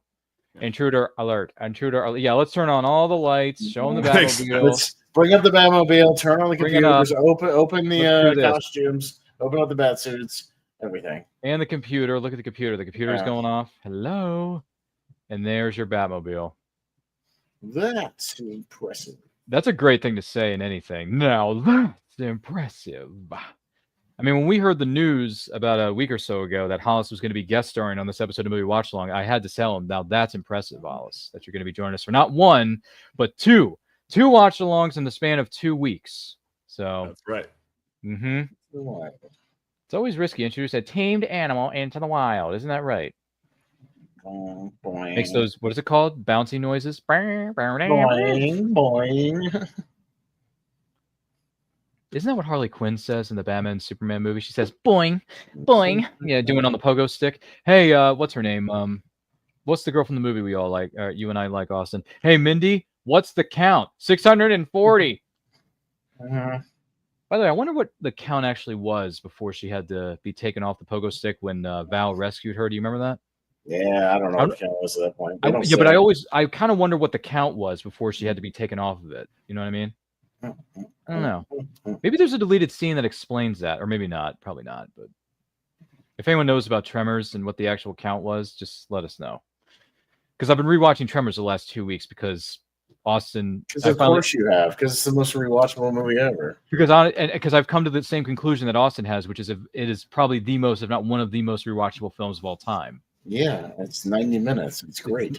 Yeah, so just easy to watch. I can watch. My uncle has a cameo in one of those movies. I Are you can't remember serious? which one of Tremors. Yeah. Oh, let us know which one it is so we can bring it up. I gotta find out. Yeah, let me know. Let us both know. Joygasm. Joygasm. That was pretty cringy. That's pretty cringy, and isn't that OTT for you fellas? Over the top there, Austin? Maybe, I don't know. A little bit. Keeps flipping the coin. By the way, this was finally explained. When he flips the coin 3 times, it's to determine who he's going to shoot. The 3 people who are in the house: Alfred, Chase, or Bruce. That's why he kept flipping the coin. So it just that makes so much more sense. I always assumed he was just flipping until he got the outcome he wanted. Nope. So that makes more sense. Nope. That was explained not too long ago that he flipped it 3 times to figure out who he was going to shoot. How do you know that though? I don't think that's determined. Well, there was a behind the scenes. I wouldn't say it was a documentary, but was it a deleted? It wasn't a deleted scene. But one of the producers, somebody from the film, or somebody who has a really good knowledge of the film, explained that's why he flips the coin 3 times when he's in the house. So okay, maybe that's what I heard. I always took it that he kept flipping it until he got the heads up. But that would make more sense that it was for the 3 people. I believe. Maybe in the house, maybe because that is what Aaron Eckhart does in the back of the car in Dark Knight. Oh, that's yeah. When he goes, "You're a lucky man, Sal," and then he flips it again. And he says, "He's not your driver." Yeah, your driver's not. Mm-hmm. Yeah, the Dark Knight sequence. Mm-hmm. Yeah, that's true. So that makes a little more sense, maybe. By the way, Aaron Eckhart gave a great performance as much better Two-Face. Way better Two-Face than this one, Hollis. Much better Two-Face. Like that's like not even a comparison. Too bad we didn't get much of it. They shouldn't have killed him, because he could have had a role in the 3rd one at least. He could have. I would have liked to have seen Aaron Eckhart come back because he's a good supporting actor, but he really brought a powerhouse performance to The Dark Knight, and people thought he was going to get more and more roles after that. But that dude was not the A-list actor that people thought he was going to be. It just never panned out. It's weird. When did he make? Did he make I, Frankenstein before or after Dark Knight? That was after. That was like 2014. That was well after. All right, never mind. Mm-hmm. Because that film came out and went with a whimper, now didn't it, Austin? Yeah. But I knew him before Dark Knight because I love Thank You for Smoking, the Jason Reitman movie. Well, that movie's great, and he's really good in it. I don't know how you feel about this, but I really liked him in the disaster movie, The Core. Mm-hmm.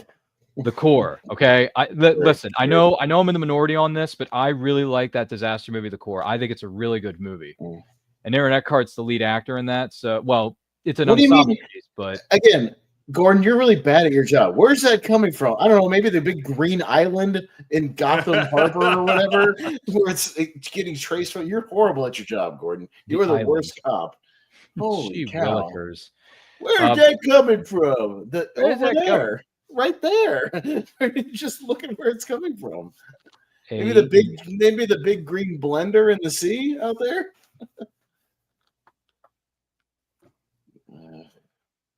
This is how I would be if I had depending on who you ask, if I had a bigger space, this would probably be me with a clipboard and a couple of pieces of paper and a pen, writing down all the story ideas for my next couple of short stories that I'm putting together, Hollis.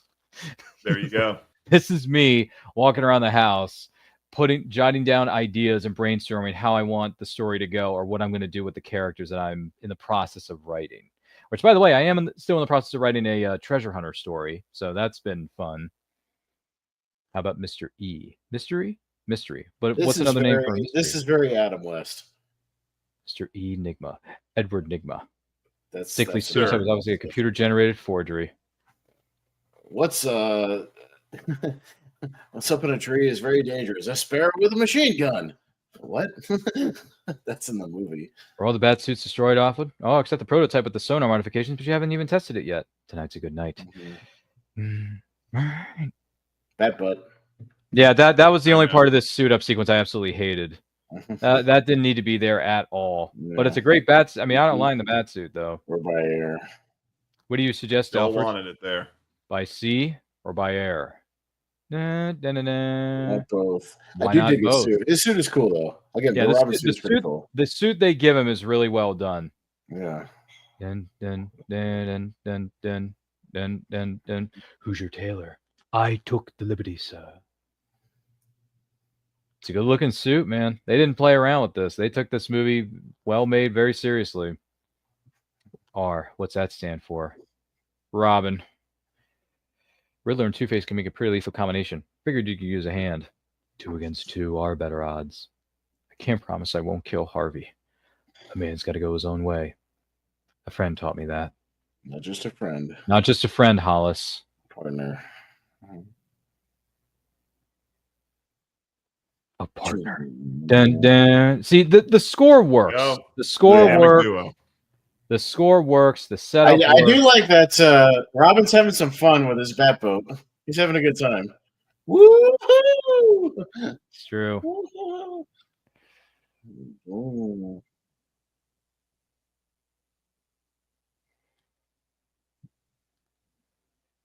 And sure, they were trying to sell toys, but I don't think they went as just insane as they do in the next movie with the vehicles. I think that the vehicles in this movie still look cool. They full on in the third act change costumes for toy purposes and switch to their ice vehicles, which they didn't know they were going to need.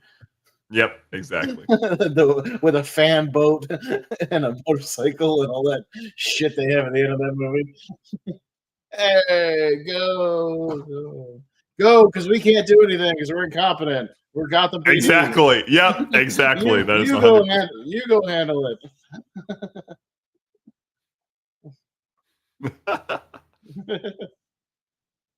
That's a cool boat, though. That's a badass boat.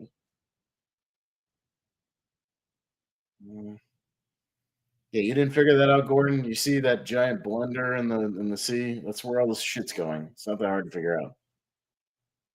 Scramble the Navy and take it out. Exactly. But no, you don't need to do that. You got Batman instead. So yeah.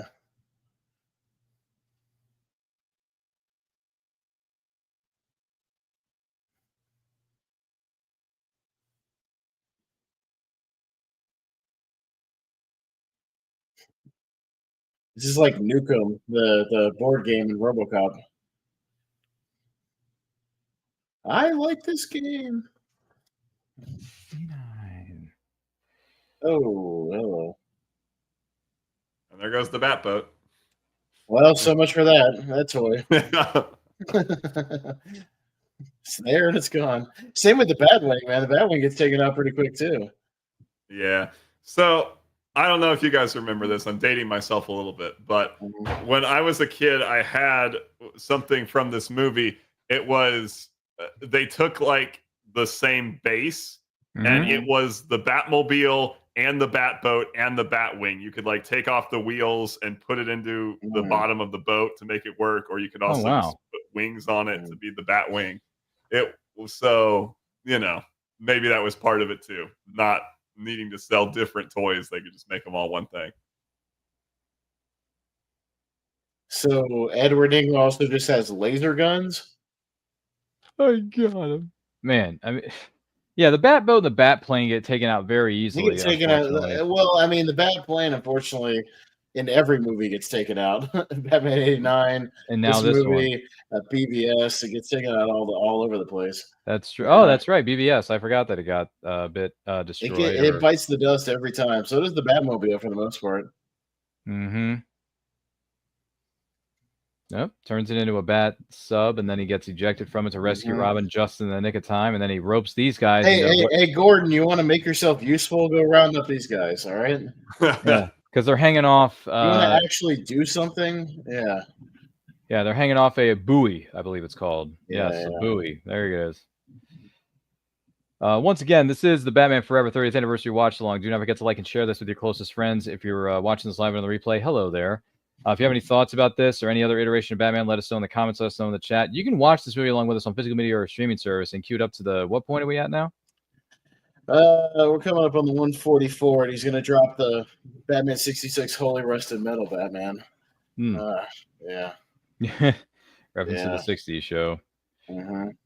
Gotcha. But yeah, feel free to queue it up and watch along with us. whole island's moving. The whole island's moving. Everything all right there, Hollis? You kind of disappeared on us for a minute there.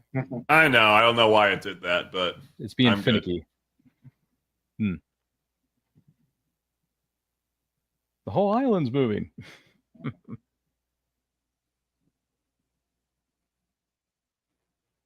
It's a nice, convenient door right there for him to go into. Good. With where did he custom get the Riddler door handles? Those are interesting. Oh yeah, that's right. Everything's a bloody question mark. Yeah. Sharp rocks at the bottom, I believe. And then he's got question mark ladders.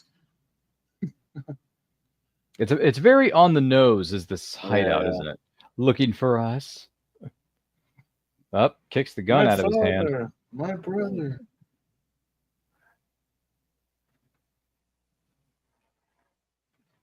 And this is for me. I wouldn't mind if he killed him, though. Well, I mean, technically, if he had fallen right here, he doesn't directly kill him. Yeah. You know what I mean? If he just slips up here. That's a technicality. Well, I mean, yeah, but it's a technicality in Batman Begins, too. Remember he says, like, I'm not going to kill you. Right? But I don't have to save you, huh? Sure, okay. Yeah. We'll definitely we'll definitely dive into that and analyze that a little bit more so next week. Because for those of you who wonder what the schedule is for the remainder of this month of June, next Friday, we'll be doing the 20th anniversary for Batman Begins. And then a week after that, we'll be doing the first ever summer blockbuster turning 50 with a 50th anniversary celebration of Jaws. So, yeah, the June is... June's going to be one heck of a way to kick off the summer months. Things are heating up, basically, is what we're saying here at Anti-Quote Studios. I'd rather see you in jail. Oh, by the way, Chris O'Donnell said that they glued the mask onto his face, so it was hard for him to get it off. Well, they probably had to, because how else is it secured to his face? Well, they wanted them to use a string, but they wouldn't allow him to do it. Yeah. Doesn't look as cool. Well, yeah, but at the same time, like the glue was messy on his face, so it hurt him for a bit, but eventually he got over it. You know, canonically in the comics, Nightwing actually does glue his mask on. Oh, so, I didn't know he did that. Mm-hmm. I didn't know he did that, Hollis. That's another fun fact about the character. All right, able to escape that one, and then the cage there crashes to the sharp rocks below. Now, doesn't it? Up.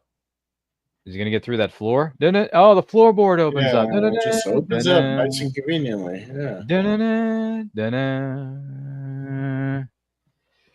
He had another costume change. Riddle me this. Riddle me that. Who's afraid of the big black bat? No more tricks, Edward. Very well, then. Let's get real. Don't you mean real over the top, Jim Carrey? Yeah. Not very subtle, are you, Carrey? Release Chase. Neither are you, Tommy Lee. And me. What? Me. So silly. Gotham's brainwaves now you devise to read men's minds. You betcha. You betcha. This is the James Bond explain your plot monologue. Yep. Which, the James Bond film we all know and love, GoldenEye, turns 30 later this year. We'll be doing that in December, I believe. Little white lies. Into my head they'll go, victory is inevitable. For if knowledge is power, then a god am I. I always wondered what he said. Was that over the top? Yes, it was. I can never tell. And once again, that's an interesting idea. Like that idea of making a villain who is dangerous because of being able to suck all that knowledge up. That's interesting. Did they execute it super well in this movie? No. But again, it was an interesting idea they were playing with, at least. Behind curtain number 1. The absolutely fabulous Dr. Chase Meridian. She enjoys hiking, getting her nails done, and hoping to be the love of Bruce's life.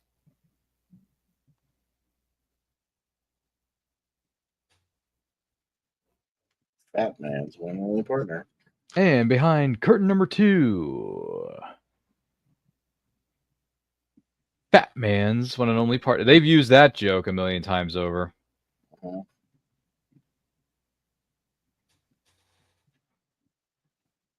A little too obvious there, Jim. A little too obvious with that last one. And below these contestants, my personal favorite, a watery grave. Just one little touch. 5 seconds later, dude, they fall for like 30 seconds when they fall. 5 seconds. These two players are all feet on the rocks below. Not enough time to save them both now, is there? Which one will it be, Batman? Bruce's love or the Dark Knight's junior partner?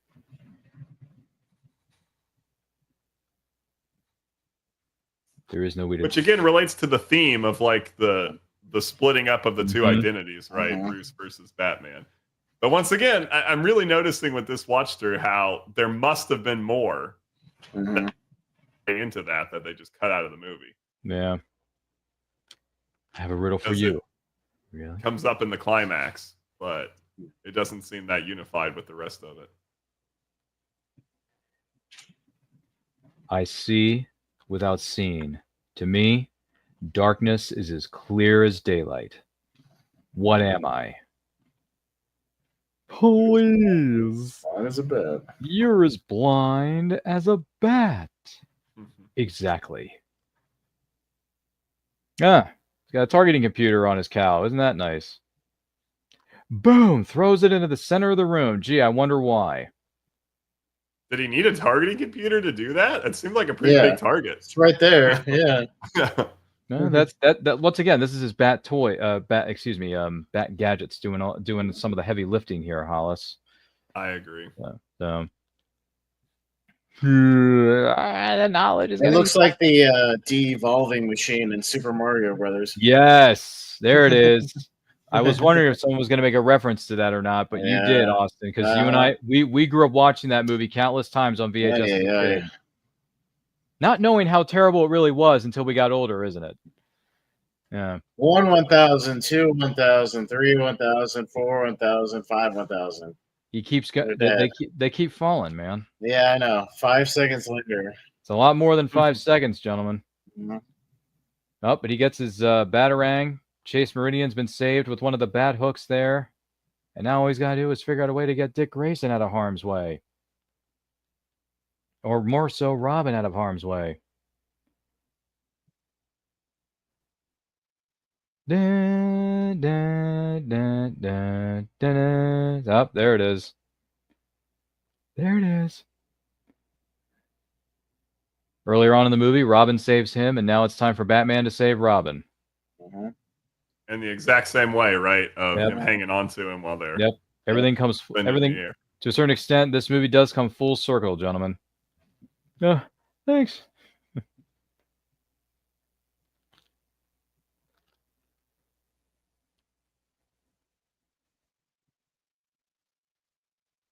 Well, they got Chase Meridian out of harm's way.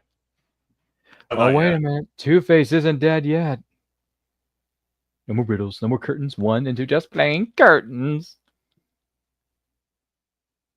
But you're forgetting something, Harvey. Your coin. You're always of two minds about everything. Mm-hmm. Yes, of course, you're right, Bruce. Emotion's always the enemy of true justice. Isn't that right?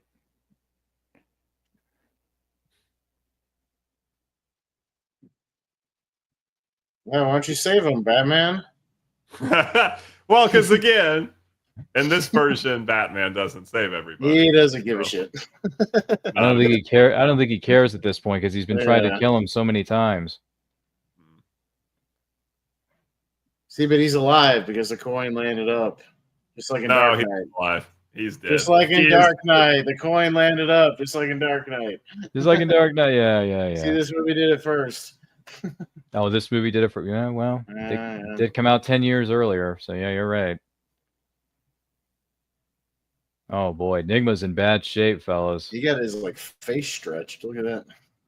Why? Looking like the Toxic Avenger. Why can't I kill you? Too many questions. Too many That questions. looks like a Rick Baker makeup job, though. Yep. Too many questions, Hollis. Too many questions.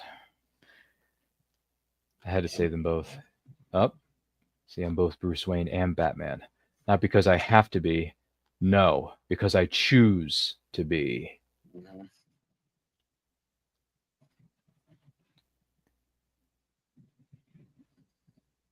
What do you take, the Scarecrow syndrome, the gas? Probably. Yeah. Why is screaming in agony there, guys? Here's your Star Trek connection. Here comes Rene Auberginois from Deep Space Nine. Oh, dude, I had no idea that was him. Yeah, that's Odo right there. Jeez. It's Rene I had no idea. Uh-huh. He has been screaming for hours. It's your Star Trek connection. I like Star Trek. I mean, I don't know everything about it, of course, but I like Star Trek. I think he's also in the deleted beginning of the movie. Otherwise, this is only scene. But I think he's in the beginning sequence that they cut. Oh, where what's his name? Den escapes. Yeah, Oh, yeah. wow. I think he's in that sequence. Wow. Because he's like 8th build in the movie, but he only has this one scene. I think he was also in the opening. Oh. Do you remember me? How can I forget? It's Nicole Kidman. No one can forget about Burton. her. Get it? Dr. Burton. Oh, Dr. Burton. Tim Burton reference. Hello. Oh, yeah. You know who Batman is? I can't tell you if you don't say please. Edward. Who is Batman? Please. Who is Batman? I'm Batman. Looks like part of his brain was removed, maybe? He basically got I think it's that his brain got fried. Yeah, he got lobotomized, man, basically by the process. Yeah, he got screwed up. Yeah. Everything got scrambled, so he can't remember anything. I'm Batman. That's more over the top Jim Carrey, guys. Secret entrance to the asylum there. So Your secret is safe. Is that a technical term? He is definitely a wacko. Wacko. Is that a technical term, Hollis? Is that a technical term? Come on, you would know more about this than we do. Come on. Definitely not. Definitely not. Okay, just making sure. I won't be needing this anymore. It doesn't need the Dream Warrior now, does he? We're Dream Warriors. Thank you for giving me a new dream, he says. No more. That's a different movie.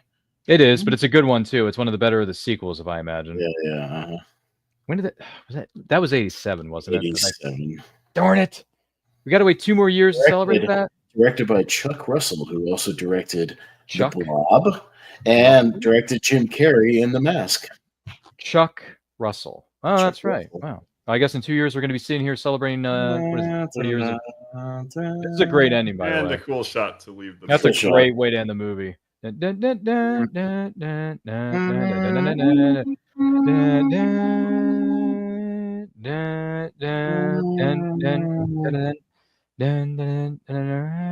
the soundtrack. Yes, the celebrity placement soundtrack. Yeah. I don't think they don't play "Kiss from a Rose" by Seal in this, do they?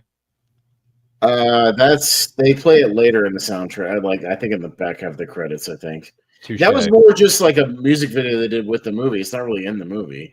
It was a video that used clips from the movie. Oh, but Jon Favreau's Which is credited. weird because there you go. Yeah. They also treated it like the theme song and the marketing anyway of the movie. And then it's not in the movie at all. Yeah, that's weird. It is. I do think that Schumacher directed the music video, though. Maybe. So that's another thing. Well, he has experience in directing music videos, doesn't he? Joel Schumacher originally. Mm-hmm. Oh, well, there you go. That helps. Way back when, yeah. Well, that does bring us to what is known as the end credit sequence of Batman Forever, starring the late great Val Kilmer. Rest in peace, Val Kilmer. You will be forever missed. Austin, final thoughts on this bad boy on a scale of 1 to 10. 10 being a masterpiece, 1 being the worst piece of garbage since a Walmart discount bin. Where are you putting Batman Forever in your pantheon of DC Universe films? Yeah, it's, we talked about like Batman 89 when we did that watch along. That's still probably my favorite Batman movie overall. I think it's kind of a perfect movie. Like, it's one of my favorites. Yep. The sequels, are a little wonky. Like I said up top, I think this movie's a little uneven in trying to pick a lane. I think there is some of the stuff that is in Batman and Robin here, just not quite as toned up. But some of the things you would see turned up to 11 in Batman and Robin are here. But it's a little more scaled back to a degree. The acting is pulled back, other than Tommy Lee Jones and Jim Carrey, obviously. But that's the dichotomy in the movie, is that half the people, like you said, are taking it seriously, and half the people are kind of, going super over the top with it. Having said that, I still think it's entertaining. It is very watchable, very rewatchable. But is it a perfect movie? No, far from it. I think it has its flaws. I do think most of the people do a good job, other than Tommy. If he had retooled the performance and played it a little more straight, I think he actually could have been really good. It's like a 6.5 or a 7 out of 10 for me, something like that. Because overall I still like the movie and I still think it's entertaining. But it's kind of like, if I had to rank like all the Batman movies in order, which I did years ago on another show, it probably is like right dead in the middle. It's like somewhere in the middle. So I do like it, but I probably liked it more as a kid. Let's put it that way, same with Batman and Robin, than I do as a near 40-year-old man. But it's still entertaining, and I've seen this movie plenty of times, so I know it back and forth, and I'll still rewatch it in the future. But rest in peace, Val Kilmer. I think he does a good job for what it is, and he'll definitely be best. For sure, definitely. And if someone wants to know more about you and the incredible things you're doing over there, where can they follow you? Yeah, no, it's right below my name right there, mostly over on the Movie Hero Network. We do all kinds of stuff over there: tier ranker fights, tournament fights, Wheel of Movies, Seen and Heard trivia. We do all kinds of stuff. I'm also on the Lonely Marks Wrestling Podcast, which has its own channel if you want to talk some wrestling. But we do all kinds of great stuff, man. So come check us out and see more of me. Thanks for having me, Ryan. As always, I appreciate it. I believe I'll be seeing you for Jaws in a couple of weeks, which is like a top 5 movie of all time for me. So that should be fun. Yeah, we're gonna need a bigger boat for that one, but it was great to see and you. I got to decide which of my 3 or 4 shirts for that one I got to watch or got to put on. Yeah, you got to figure out what suit you're going to be wearing that night, because that's coming up in less than 2 weeks' time, brother. But, so you better... That should be a lot of fun. Yeah, I love that movie. So hopefully, that should be a lot of fun. Definitely going to need a bigger boat. Great to see you, and producer behind the curtain. Great to see you as well. Hope you enjoyed this Batman Forever watch along. Of course. Yeah, I'm sure you did. And we'll see you back here in a few weeks for Jaws. I'm sure. Are you a Jaws fan? Oh, I'm a big Jaws fan. Yeah, we've watched it. Yeah, that shark producers will swallow you whole. I'm just saying. Yeah, the whole damn thing. But yeah, have a great night, guys. I'll talk to you guys soon. Love Thanks, you, Austin. You're the man. Hollis, good sir. Final thoughts on this bad boy, scale 1 to 10. And if someone wants to know more about you and the great stuff you're doing over there on Spotify, where can they follow you? Yeah, I really like this movie still. It is still one of my favorite Batman movies. It has some real flaws, which I think came out more clearly for me tonight than they have before. Flaws just in the logic of the story itself. But visually, I really enjoyed the style of this movie. I really like the crazy costumes. I really like the extremely stylized aesthetic they had going on with Gotham City and all of the different sets. I like the actors, aside from, again, Tommy Lee Jones' performance, which we've already talked about. I like Val Kilmer as Batman. I think he does a better Batman a little bit than Bruce Wayne. His Bruce Wayne seems a little bit stunted to me, but I still enjoy it a lot.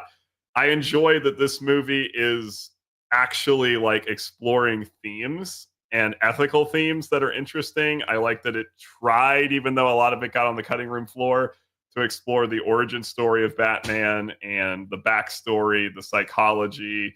Again, it's got a lot of ideas that are interesting. It's interesting, even though I don't think they ultimately did everything with the character they could. The idea of having Batman get with a psychiatrist is an interesting idea. And they finally brought in Robin in this movie, which, again, I like. I think that they did a good job with that character.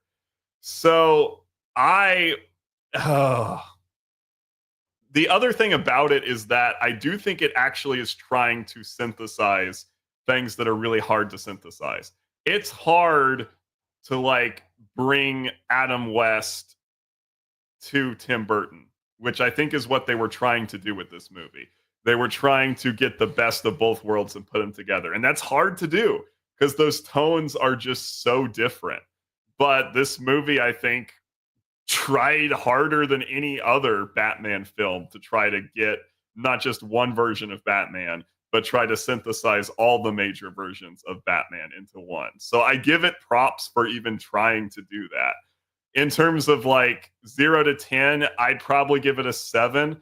If I was doing it in grading, I would give it a B minus for sure. I also have nostalgia with this one from when I was a kid, so it's a fun thing to rewatch. Definitely, man. Definitely. Yeah. For me, I grew up watching this movie so many times on VHS, Hollis. I cannot tell you. I've watched it so many freaking times, man. It's always going to have what is known as a special place in this guy's heart, if I'm being completely honest. But now that I'm older, I'm wiser. I got gray hairs growing in the back of my head here that none of you can see. It's two different movies, and Jim Carrey and Tommy Lee Jones are in a completely separate movie. Whereas, as we were talking about earlier, Val Kilmer, Chris O'Donnell, Michael Goff, Nicole Kidman, they're taking this very seriously, and they want to take Batman in a bit of a different direction, as they should, because they want to separate themselves from what Tim Burton gave us in the previous two films, which is clearly understandable, by the way. And Joel Schumacher had something there, but because of studio interference and behind-the-scenes issues, and there was another thing where Val Kilmer and Joel Schumacher didn't get along very well during the filming of this movie. Jim Carrey and Tommy Lee Jones hated each other when they were filming this together. So there were a lot of problems. And one of the things I hope we get in the future, I mean, hope is eternal. It never ends. I hope we do get the Schumacher cut of Batman Forever. I think the fans deserve to see it. I want to see it. Hollis wants to see it so we can share it with his classroom. Austin, I'm sure, wants to talk about it, whatever it may be. But overall, I like this. This movie still holds a place in my heart. I'm always going to have a bit of a spot for it, and I like it. I don't love it like I did when I was a kid. I like it, but I don't love it. I'm going to give it between a 6 and a 7, probably more so a 6.5. Split the difference, Hollis. Split the difference. 6. Right? Yeah. Right. I know. Right. I know 6.5 is classified as a D+, D-, whatever you want to call it in the grading scale of college, but it's fine. But every time Tommy Lee Jones and Jim Carrey are on screen, I'm thinking to myself, I can't watch this. It's two very separate. I want to see the serious stuff, and the action scenes are good. When he crashes through the roof or he's flirting with Chase Meridian. By the way, it's Nicole freaking Kidman, so I'm not going to say no. All right? I'm not going to say no. But there are definitely some creative issues here. But other than that, it's a fun movie. It's goofy in 50% of it. The other 50% of it is serious, well thought out, well acted, I think, with what they were given anyway. And I like the cast. And Val Kilmer is one of my favorite iterations of Batman. I think he plays Batman really well. I think he plays Bruce Wayne very well. I think the dichotomy between the two, I think he does well as both Bruce Wayne and Batman. Some people say he's a better Bruce Wayne than a Batman, or some people say the opposite. Some people say they like him better as Batman than he is as Bruce Wayne, and that's fine. You can have as many thoughts and feelings and opinions about that as you want, but I like it when he's both.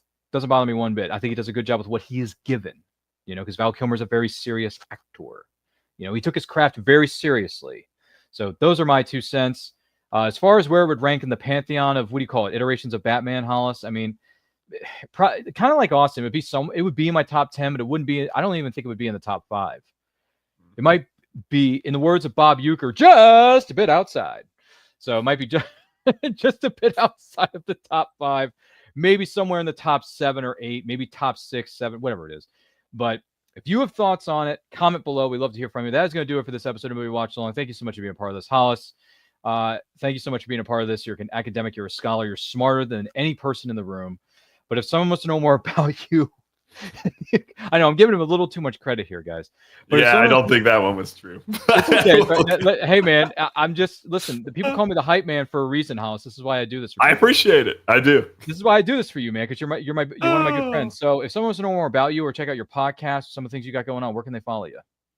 Yeah, you can check out 2 podcasts. One I do alone, which is Sunday Morning Superheroes, and then you can also check out the one I do with the author Kelly Gettner. That one is called Comic Story. The Comic Story is about the history of comic books, where each episode is talking about a different point or a different topic in the history of comic books. One day, maybe in 10 years, we'll get through the entire history. But that's the idea. Sunday Morning Superheroes is a little bit different. That's me brushing off my biblical studies interest stuff, where we talk about themes from the Bible, from Christianity, from Judaism that show up in different superhero media or influence them. And I'm also a writer. I have a book out called Vivian, which I did a podcast with Ryan a couple weeks ago about. You can follow what I do as an author on Facebook at facebook.com/HollisterWriter. And yeah, if you're interested, check me out. Thank you, kind sir, for being here. It was great to see you and talk with you. I'm going to talk to you here again momentarily if you have a moment to spare. My name is Ryan of And I Quote Channel. Follow me on all forms of social media simply at And I Quote Channel. We got a lot of great things coming your way very soon. Obviously, movie watch-alongs are going to continue every second, third, and fourth Friday of each month at 7 p.m. Eastern Time, more specifically. Next one will, in fact, be Batman Begins. Is turning 20, Hollis. And Hollis is going to be a special guest on that episode, too. So, in the words of Arnold, I'll be back. That's right. I'll be back. Hollis will be back. Another guest is going to be on with us that week, which we're very excited for. So it's going to be a blast. It's going to be a lot of fun. Case is going to be on with us to discuss Batman Begins as well.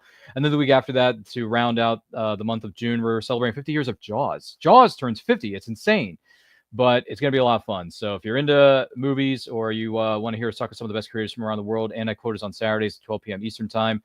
Next episode is going to be a specially timed one on Sunday, June the 15th at 1 p.m. Eastern Time, where we're going to be talking with legendary writer and Squirrel Girl creator Hollis from the Marvel Universe, Will Murray. Will Murray is going to be on with us. That's going to be a legend, Mr. Wayne, a legend. Legendary, I should say, discussion. So check that out. Check out the book that Hollis has got. It's called Vivian. It's about vampires. Vampires, but they take it more seriously than that other series did 10, 15 years ago. Isn't that right, Hollis? The ones that sparkle in the daylight? No. But Vivian, I heard is really good. So check it out. Find it on Amazon, everywhere you buy books. It's good stuff. But thank you for being a part of this episode. And once again, rest in peace to Val Kilmer and happy 30th anniversary to the entire cast and crew of Batman Forever.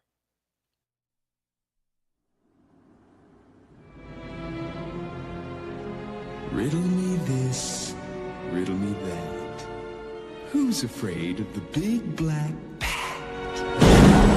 In an uncertain world, in a chaotic time, justice wears a mask.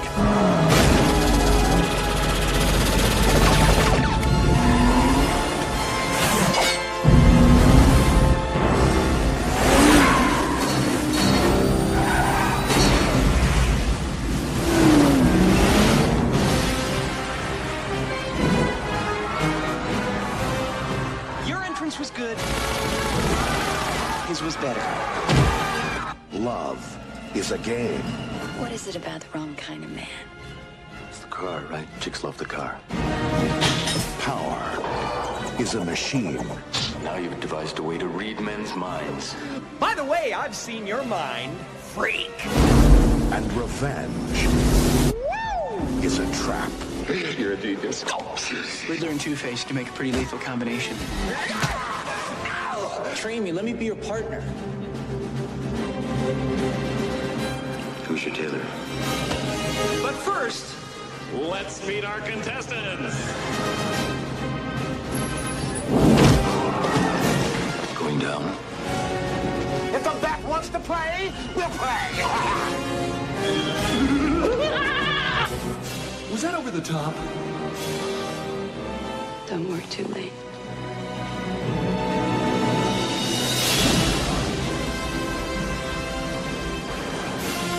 You forgot the part where you kissed the girl.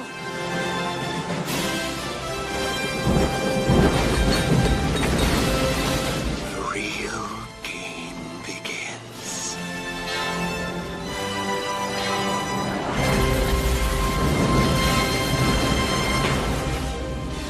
Courage now. Truth always. Batman Forever.